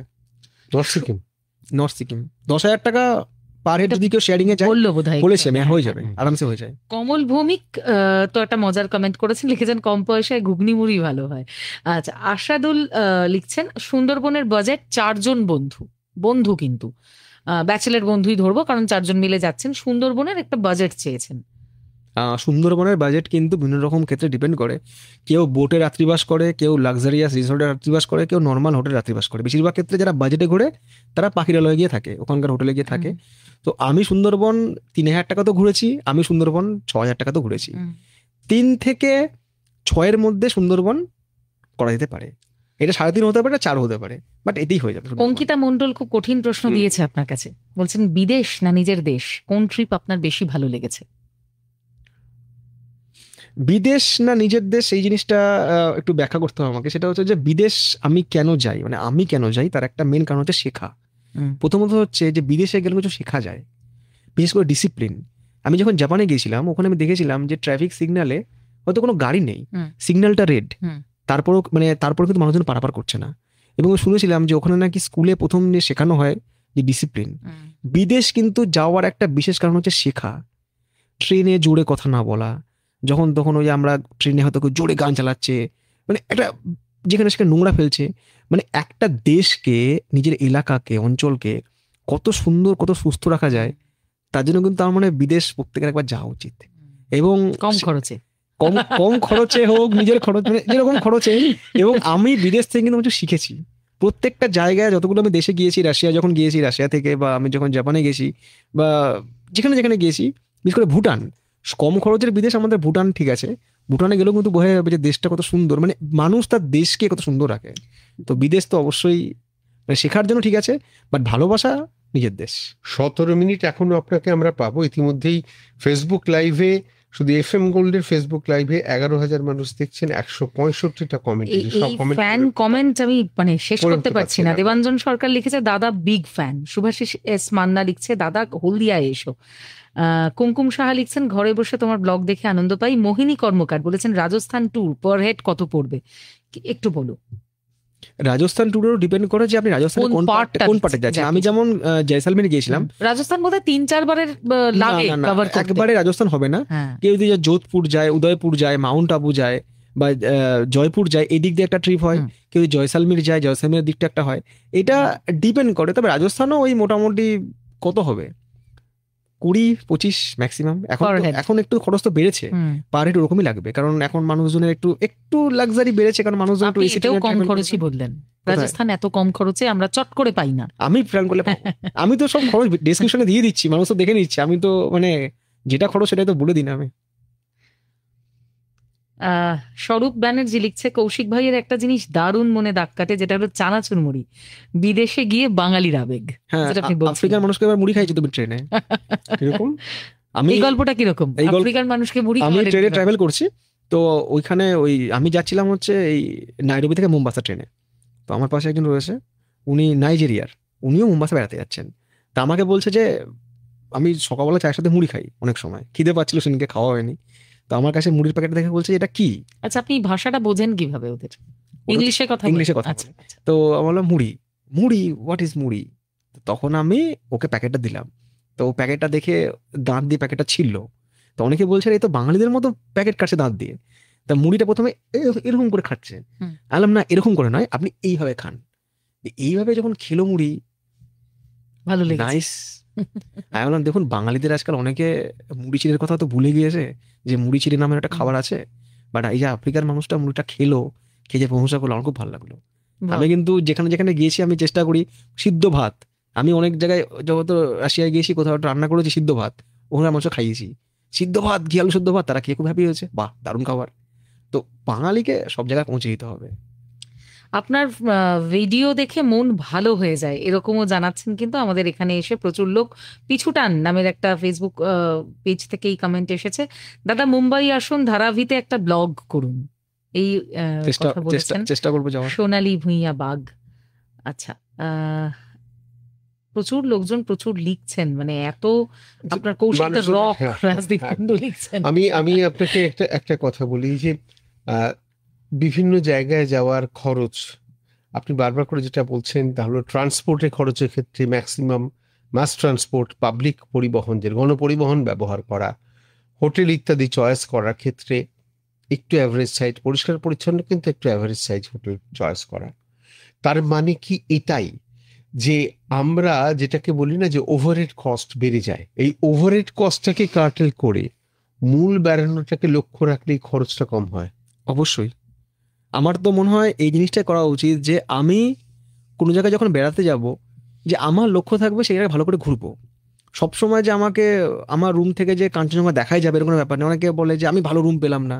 আমাদের মধ্যে না মানে অনেক জায়গায় সমস্যা আছে, মানে আমরা কোথাও ট্রাভেলার নই, আমরা তো টুরিস্ট অ্যাকচুয়ালি। হ্যাঁ, সেই দৃষ্টি আমি জানলার ধারে, বাসে জানলার ধারে সিট পেলাম না, আমি এখানে এত বড় মাছটা কেন পেলাম না, আমি কেন এই রুমটা পেলাম না, এই যে আমাকে বলে না আমি কেন গ্রুপ ট্যুর করি না, এই ভয়ে করি না, কারণ আমি না সবার ডিমান্ড পূরণ করতে করতে আমি একসময় পাগল হয়ে যাবো, যে আমি বেড়ানোটা হবে আমার কাছে এগুলো কোনো ম্যাটারই করে না। আমার কাছে ম্যাটার করে যে আমি জায়গাটা যাবো, আমি জায়গাটাকে নিংড়ে ভালো করে দেখবো। আমি হয়তো মনে করবো যে এই জায়গায় আমি কখনো আসতে পারবো না, কাজে আমার কাছে যতটুকু এনার্জি আছে আমি এনার্জি জায়গাটা দেখবো। এটা খুব দামি কথা। আমিও যখন যেখানে বেড়াতে যাই আমি মনে করি এই জায়গায় আমি আর কোনোদিন আসবো না, ঠিক সেইভাবেই এই জায়গাগুলো দেখতে হয়। বন্দে ভারত না অন্য মেল এক্সপ্রেস, কার অভিজ্ঞতা বেটার? সুবীর নিয়োগী জিজ্ঞেস করেছেন। কারণ প্রচুর ট্রেনে মানুষ অ্যাবনর্মাল আচরণ করেন, বহু ট্রেনে বহু মানুষ, কখনো তা অসহনীয় হয়ে ওঠে। এই সম্বন্ধে যদি একটা উপদেশ দেন আপনি, কিভাবে ডিল করবো এগুলো?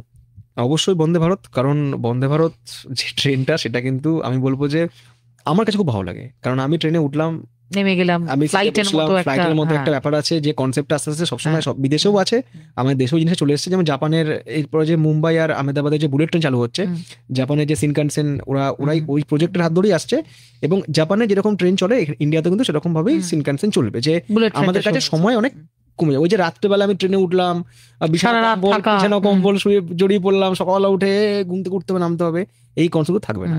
এখন কিন্তু মানুষ যেমন ফাস্ট, যুগ যেমন ফাস্ট, আমাদের কিন্তু পরিবহন অনেক ফাস্ট হয়ে যাবে। তো সেদিক থেকে আমি বলবো অবশ্যই বন্দে ভারত। কিন্তু হ্যাঁ, এখন আমরা বন্ধুরা মিলে যাচ্ছি, চল সবাই মিলে নর্থ বেঙ্গল যাচ্ছি, এবার রাত্রে ট্রেনে উঠলাম, সবাই মিলে একটা জায়গায় বসে গল্প করছি, খাওয়া দাওয়া করছি, বা ফ্যামিলির সঙ্গে যাচ্ছি, এটাও একটা আলাদা মজা আছে, এটা একটা আলাদা। আমি এক যাযাবর বলে কেউ একজন লিখছেন, কৌশিক দা লন্ডন ট্রিপ দেখতে চাই। আগে আফ্রিকা শেষ করি, লন্ডন অবশ্যই যাব, আমারও ইচ্ছা আছে যাওয়ার। অন্তত লন্ডনে কখনো গিয়ে দুর্গাপুজো দেখবো, ইচ্ছা আছে। এই বছর হয়তো হবে না, কিন্তু লন্ডনে আমি অবশ্যই যাবো, ইউকে আমি যাবো। ট্রেনের কোন সিটটা সবচেয়ে প্রিয়, এরকম প্রশ্ন এসছে। ট্রেনের যারা সোলো ট্রাভেল করে তাদের জন্য অবশ্যই সাইড লোয়ার সিট সবসময় প্রিয়। সাইড লোয়ার সিট আমিও প্রেফার করি, কিন্তু সবসময় পাওয়া যায় না, সমস্যা হয়। আপার বার্থ হলে তো আমি যেতেই মানে অস্বস্তি হয় আমার। ট্রেনের সবসময় সোলো ট্রাভেলের ক্ষেত্রে বা কাপলদের ক্ষেত্রে সাইড লোয়ার সবসময় প্রেফার। ত্রিশানজিৎ বসাক প্রশ্ন করেছেন, অক্টোবর মাসে পুরী গেলে হোটেল বুকিং না করে গেলে ওখানে গিয়ে কি হোটেল পাবো? চান্স কম, মানে খরচ বেড়ে যায় অনেক। কারণ এরকম অনেকেই করেছে যে ওখানে গিয়ে হোটেল পেয়েছে, আবার এমন অভিজ্ঞতা হয়েছে ওখানে গিয়ে হয়তো ভালো হোটেল পাইনি। আমি রিসেন্টলি পুরী গেছিলাম, সেখানে গিয়ে আমি হোটেল পেলাম না। রাস্তার ধারে যত হোটেল সব, আমি 10 কিলোমিটার দূরে চলে গেছিলাম অন্য একটা জায়গাতে, সেখানে হোটেল ছিলাম, আমি পাইনি। সেটাও সমুদ্রের ধারে, কিন্তু ভালো সেটা, কিন্তু সেটা আপনার বাজেট ফ্রেন্ডলি নয়। এবার আমি কি করে বলবো যে আমি তো সবসময় বুক করেই যাই, বিশেষ করে পিক সিজন। আপনি হঠাৎ শ্রীলঙ্কা যাচ্ছেন কেন, এই প্রশ্ন করেছে একজন। শ্রীলঙ্কা গেছিলাম একটা কাজে, একটা শুট ছিল আমার একদিনের জন্য, একটা হোটেলের একটা প্রমোশন ছিল, তার জন্য শ্রীলঙ্কা গিয়েছিলাম। কিন্তু শ্রীলঙ্কা এটা আমার সে অর্থে ঘোরা নয়। আমি শ্রীলঙ্কার কাজটা করার পরে শ্রীলঙ্কার ট্রেন জার্নিও করেছিলাম। বাট এইটা আমি বলে রাখি দর্শকদেরকে, শ্রীলঙ্কা কিন্তু আমি যাবো এই বছরই বা জানুয়ারি মাসে যাবো, কারণ শ্রীলঙ্কা সত্যি খুব সুন্দর জায়গা। আমি 48 ঘন্টা ছিলাম এবং যা অভিজ্ঞতা পেয়েছি, এবং শ্রীলঙ্কার যখন ভ্লগ আসবে তখন এখন যে বাঙালি একটা ট্রেন্ড আছে না, যে বিদেশ মানেই থাইল্যান্ড, এটা চেঞ্জ হবে। এরপরে আসবে বিদেশ মানে শ্রীলঙ্কা। এতই সুন্দর জায়গা, আমি একটা ছোঁয়া দেবো, তারপর মানুষ নিজে পেয়ে যাবে। কে আছেন ফোনে কেউ কথা বলবেন? নমস্কার। আমি গোলঘর বর্ধমান থেকে অশ্বিনী কুমার সিং বলছি। বলুন। বলছি যে বারাণসীতে একা মানুষ হিসাবে কোথায় কম খরচে থাকা এবং খাওয়ার ব্যবস্থা আছে? বারাণসী ভারত সেবাশ্রম সংঘ। আচ্ছা, একা মানুষ কম খরচ, এই কথাটা যখন আসবে তখন সেক্ষেত্রে চোখ বন্ধ করে পুরীতেও রয়েছে ভারত সেবাশ্রম সংঘ, আন্দামানও রয়েছে, বারাণসীতেও রয়েছে, সেখানে থাকতে পারেন। তাহলে কিন্তু খরচও কম এবং থেকেও শান্তি, ঘুরেও শান্তি একা মানুষের জন্য। এতগুলো দেশ ঘুরেছেন, আপনার চোখে এখনো সবচেয়ে ভালো লেগেছে কোন দেশ? স্বপন চক্রবর্তীর প্রশ্ন এটা। জাপান। আচ্ছা, বিকজ ডিসিপ্লিন। জাপানে গিয়ে আমি নিজে ফিল করেছিলাম যে আমি টেকনোলজিতে অনেক পরের কথা, আমি ওদের থেকে, এই যে আমরা ট্রেনে উঠে কি করি, জোরে গান চালাই, চিৎকার করি, এই করি সেই করি, ওখানকার মানুষ এতই ডিসিপ্লিন। মানে আমার ফিল হচ্ছিল, আমি যে ব্লগ বানাচ্ছি, ক্যামেরা নিয়ে কথা বলছি, আমার মনে হচ্ছিল যে এইটা হয়তো ওদের ডিস্টার্বের না কারণ হয়। মানে আমি নিজে খুব অস্বস্তি ফিল করছিলাম। জাপান এখনো অবধি আমার কাছে সেরা দেশ। এই যে কম খরচে ভালো বেড়ানো, বা আপনি যেমন বলছেন ঠিকঠাক খরচে দারুণ বেড়ানো, এরকম একটা কনসেপ্ট। সামনে পুজো, আমরা আবারও সেই প্রশ্নে ফিরছি। নর্থ বেঙ্গল হয়ে গেল, এইবার ধরুন নর্থ বেঙ্গলও যেতে পারছি না, বাড়ির কাছাকাছি কিছু জায়গা যাব, যেটা 2-3 দিন বাদে বেরিয়ে চলে আসতে পারবো, নিজেই ট্রাভেল করে যাব বা গাড়ি ভাড়া করে যাব, টিকিট পাচ্ছি না। ছোট ছোট অপশন বলি, ধরুন বাঁকুড়া, মালদা, পুরুলিয়া, অযোধ্যা পাহাড়, পুরুলিয়ার, হ্যাঁ, মেদিনীপুর, হুগলি, কোথায় কোথায় যাবো? একটু কিছু জায়গার নাম বলুন, হাওড়া, হ্যাঁ মানে যেখানে তারা যেতে পারবেন 2-3 দিন একটু হাঁপ ছেড়ে ঘুরে আসবেন। বিভিন্ন জায়গাতে মানে এরকম এখন হয়েছে, বিভিন্ন জায়গাতে কিন্তু এরকম মানে হোটেল বা হোমস্টে তৈরি করার পরে মানুষজন সেখানে যাচ্ছে। আমি গেছিলাম টাকি বলে একটা জায়গায়, হাসনাবাদে টাকি, গত বছর গিয়েছিলাম। তা ওখানে ইছামতির ধারে টাকিতে কিন্তু ঘুরে আসা যায়। আমি খুব বেশি এরকম মানে ট্রিপ করিনি, যে আমি লোকালে খুব বেশি ট্রিপ করেছি 1-2 দিনের জন্য, খুব কম করেছি। কিন্তু আমি যে কটা জায়গায় গেছি, আমরা পুরুলিয়াতে গেছিলাম অযোধ্যা পাহাড়ে, ওখানে গেছিলাম, ওখানে ওই গোর্গাবুরুদ সাইডটা যেটা আছে ওখানে গিয়েছিলাম, একদিন একটা ব্লগও বানিয়েছিলাম। তো ওখানে আমি পুরুলিয়া গেছিলাম, খুব সুন্দর লেগেছিল। এতে হাসনাবাদ গেছিলাম টাকিতে, এটাও খুব সুন্দর লেগেছিল। এরকম তারপরে বকখালি দিকটা যেতে পারে, আছে অনেক জায়গায় আছে। আমি সব জায়গায় হয়তো এখনো অব্দি মানে লোকাল খুব কমই আমি ঘুরেছি। বিদেশের কোনো ঘটনা, কোনো ইনসিডেন্ট, এই যে আপনি এতে গেলেন, তানজানিয়ার ওখানে গেলেন, মাসাই মারা গেলেন, আপনি কি ওই পশুর ঢাল নেমে আসছে, মাইগ্রেশন, এটা দেখতে পেয়েছিলেন? না, আমার সাথে অন্য ঘটনা ঘটেছিল। আমি গল্পটা একটু শুনি। আমি বলি তো, এটা অনেকেই শুনতে চায়, এটা নিয়ে অনেকেই লিখেছে আমাকে। আমি ওই মাসাই মারাতে সাফারি করতে করতে একটা জায়গাতে তিনটে বড় বড় সিংহ শুয়ে আছে, ড্রাইভার এখন গাদার করেছে, ওখানে আমরা ছাড়া কেউ নেই। তো আমি ঝুঁকে পড়ে ভিডিও শুট করছিলাম ওদের, এই সময় সিংহদের। মানে মাসাই মারা গিয়ে আপনি সিংহের ভিডিও শুট করেছেন? প্রচুর পেয়েছি, পারলে আমি গিয়ে একটু আদরও করে আসতে পারি, মানে এরকম ইচ্ছা হচ্ছিল, যাই হলে রাস্তায় কুকুর টুকুর দেখলে একটু আদর করি না, গিয়ে একটু ইচ্ছা হচ্ছিল যে একটু গিয়ে, এত ক্লোজ ওরা, ওখানে প্রাণীরা এত ক্লোজ। আমাদের এখানে যেমন কোরিয়া যেতে দেয় না, আর ওখানে কোরিয়া বলে কিছু নেই, সবটাই হচ্ছে ঘোরো তুমি। এবার ওই কথা বলতে বলতে আমার এখানে মাইক্রোফোন থাকে, তো মাইক্রোফোনটা খুলে পড়ে গেছে নিচে। এবার আর মাইক্রোফোন করে তুলবো, তোলা তো যাবে না, জঙ্গলের মধ্যে পড়েছে। আর আমার থেকে সিংহর ডিস্টেন্স হয়তো ওই 6 থেকে 7 হাত এরকম ডিস্টেন্স। ড্রাইভার বলছে না, এটা ডেঞ্জারাস, ওখানে নামা যাবে না। এবার তখন যে কিভাবে সেই গাড়ির কোনো রকমের দরজা খুলে, ওদিকে একজন খেয়াল রাখছে সিংহটা আবার এদিকে চলে আসবে না, তো ওরা তো যখন তখন করতে পারে, গাড়ি দেখলে কিছু করবে না, নামলে কিন্তু কিছু না কিছু করবে। তারপরে সেই মাটিতে শুয়ে টুয়ে গিয়ে কিভাবে যে ওই মাইক্রোফোনটাকে উদ্ধার করা, গাড়িটাকে ঘুরিয়ে ঘুরিয়ে ঘুরিয়ে ঘুরিয়ে ওদেরকে অ্যাটেনশনটা একটু এদিক ওদিক করে, সে একটা মানে বিশাল অধ্যায়। ওইভাবেই মাইক্রোফোনটাকে আর কি আমরা উদ্ধার করেছিলাম সিংহের কাছ থেকে, উদ্ধার করেছিলাম আলটিমেট। ফোনে কেউ আছেন, কথা বলুন। হ্যালো, হ্যাঁ কৌশিক দা, নমস্কার।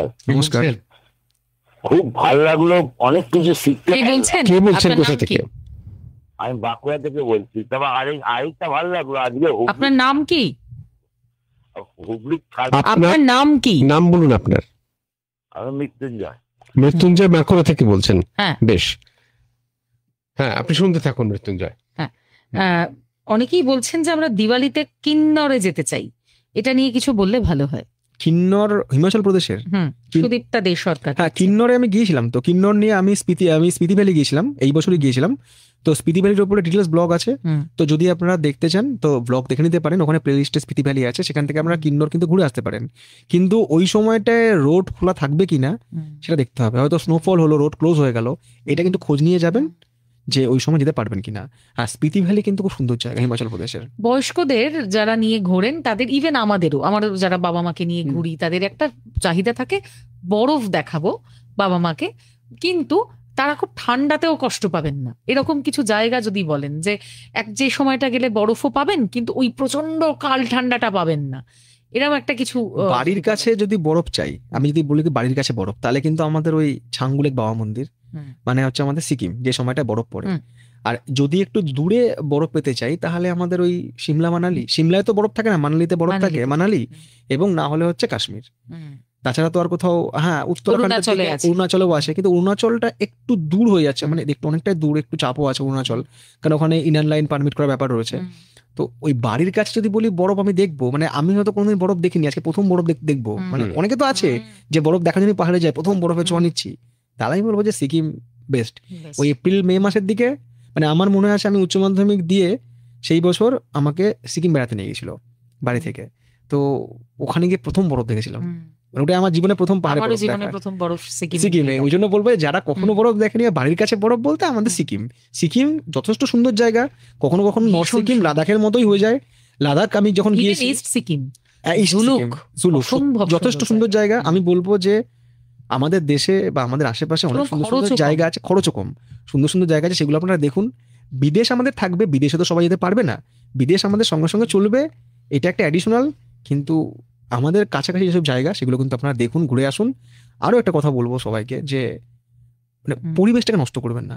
আপনি যা খাচ্ছেন, চিপসের প্যাকেট বা আপনার জলের বোতল, যা কিছু ওয়েস্টগুলো কিন্তু আপনি কাছে রাখুন, কোনো ডাস্টবিনে ফেলুন, পরিবেশটাকে নষ্ট করবেন না। এটা আমি সবসময় বলি, সবসময় বলবো। রাকেশ দাস ফেসবুকে যে প্রশ্নটা করেছেন, এই প্রশ্নটা আমাদেরও। দাদা, তুমি এত দেশ ভ্রমণ করো একা একা, এত এনার্জি, এত সাহস পাও কি করে? অজানা জায়গায় সব নতুন সবকিছু, এটা যদি একটু বলো আমাদের ভালো হয়। বাঙালি তো একদিন ভারতবর্ষকে স্বাধীন করেছিল, সেই রক্ত তো আমাদের সবার শরীরেই বইছে। আর আমি যে বললাম, আমি যখন ওই চাঁদের পাহাড় পড়ি, আজকে ট্রেনে আস্তে আস্তে শুনছিলাম, আমি মাঝে মধ্যে গল্পটা শুনি সানডে সাসপেন্সে, তো ওই গল্পটা শোনার পর আমার মনে হয় যে বাঙালি চাইলে সবকিছু করতে পারে, এবং পারবো না বলে কিছু হয় না। যখনই আমি বাইরে চলে যাচ্ছি, তো আমাকে মনে রাখতে হবে যে আমি সবকিছু কমপ্লিট করে ফিরে আসবো, এবং আমাকে করতে হবে। আর তার জন্য শরীরকে সুস্থ রাখতে হবে, ঠিকঠাক খাওয়া দাওয়া, ঠিকঠাক ঘুম, এটাই এনার্জি আর আপনাদের ভালোবাসা। আমি এক যাযাবর লিখছে, উটি যাওয়ার বেস্ট সময় কোনটা? উটি যাওয়ার বেস্ট টাইম এখনই, এই অক্টোবর সেপ্টেম্বর, এটাই বেস্ট টাইম। বর্ষাকালে ওখানে প্রচুর বৃষ্টি হয়, তখন আমি বলবো যে ওদিকটায় না যাওয়াই ভালো। এই টাইমটাই হচ্ছে সাউথে যাওয়ার জন্য বেস্ট টাইম, হচ্ছে সেপ্টেম্বর থেকে একদম আপ টু মার্চ পর্যন্ত। আমিও যাবো রিসেন্ট, আমি তো ডিসেম্বরে কেরালা যাবো, আজকে এই যে বলে দিলাম। সম্বলেশ্বরী এক্সপ্রেস, যেটা নিয়ে এখন মানুষ ওই বর্ষায় কোরাপুট হয়ে বিভিন্ন ভেতরের মানে উড়িষ্যার যে আমরা টপ হিল গুলো পাই, বেশিরভাগই কোরাপুট রেঞ্জ থেকে যাওয়া যায়, এবং ওগুলো অসম্ভব সুন্দর, মানে গিয়েছি, ওড়িশার হিল ব্লগ আছে। সেক্টর দারুণ। তো সেক্ষেত্রে এই সম্বলেশ্বরী এক্সপ্রেসটি একমাত্র ট্রেন, আর কোনো ট্রেন নেই। এর কি কোনো ফ্লাইট, মানে জয়পুরের ফ্লাইট সবসময় পাওয়া যায় না, এর উপায় কি? এখান থেকে আমার যেতে হবে হচ্ছে বিশাখাপত্তনম। বিশাখাপত্তনম থেকে ট্রেন রয়েছে, একটা বা দুটো ট্রেন রয়েছে, সেটা করে কিন্তু আমরা যেতে পারি হচ্ছে জগদলপুর, এবং জগদলপুর থেকে কিন্তু আমি কোরাপুট গিয়েছিলাম। মানে কোরাপুটটা একদিকে, জগদলপুর একদিকে। আমি যখন ওই ট্রিপটা করেছিলাম, আমি সমলেশ্বরী এক্সপ্রেসে গিয়েছিলাম, তো ওই জগদলপুর 24 থেকে ঘন্টা কিন্তু, লাগে, এই জন্য অনেকে অ্যাভয়েড করতে চায়। কিন্তু আমি বলবো 24 ঘন্টা লাগলেও এই ট্রেন জার্নিটা আপনারা করুন, কারণ এর যা সিনিক রয়েছে। যখন আমরা নর্থ ইস্টে যাই, আমরা যখন ত্রিপুরার দিকে যাই, তখন যে ওই লামডিং ওই সাইডটায় যখন ট্রেনটা যায়, ওই যে পাহাড়ের দিয়ে ট্রেন যায়, এত সুন্দর লাগে কাঞ্চনজঙ্ঘা যখন যায়। তো বাথরুমটা ভালো থাকে 24 ঘন্টার ট্রেনে? এটা হ্যাঁ, হচ্ছে প্রথম প্রশ্ন লোকের। এই জন্য বললাম যে এইটা আমাদের হাতে, হ্যাঁ। এই বাথরুমকে কিন্তু ভালো আমরাই রাখতে পারি, এটা কিন্তু আমাদের হাতে। ঘড়ির কাঁটা বলছে 30 সেকেন্ডও হাতে নেই। একেবারে যাবার সময় আমাদের যাবতীয় শ্রোতা এবং লিসনারদের জন্য কৌশিক, আপনার টেক অ্যাওয়ে মেসেজ কি? সবাই খুব ভালো থাকুন, সবাইকে আসন্ন শারদীয়ার অনেক শুভেচ্ছা। সবাই খুব ভালোভাবে ঘুরুন, আর কোনো রকম হেল্প লাগলে আমি তো সবসময় আছি। যারা আপনার আমাকে ফলো করেন বা আমার সঙ্গে সঙ্গে জুড়ে থাকেন, আমি সবসময়তেই আছি। আর আরেকটা কথা আমি তখনও বলছিলাম, আরও বলবো, যে যেখানেই আপনারা বেড়াতে যান, আপনারা প্লিজ পরিবেশে সুস্থ রাখুন, পরিবেশটাকে কখনো কেউ নোংরা করবেন না। মনে রাখবেন যে আপনি আপনার বাড়িঘরকে যেরকম সুন্দর রাখেন, তেমনি কিন্তু আমাদের এই যে প্রকৃতি, আমাদের পরিবেশ, আমাদের দেশ বা আমাদের যে ভূমি, সেটা কিন্তু সুন্দর রাখুন সবসময়। এটা আমার সবাইকে বার্তা। আর সবাই খুব পুজো ভালো করে কাটান। আপনিও ভালো করে কাটান। আর ওইটা বোধহয় আপনি নিশ্চয়ই বলবেন যে প্রতি মাসের মাসকাবারি বাজারে একটু বেশি করে সর্ষে করুন, পায়ের তলায় সর্ষে। একদম একদম। খুব ভালো থাকুন, খুব ভালো আপনারও খুব ভালো কাটুক।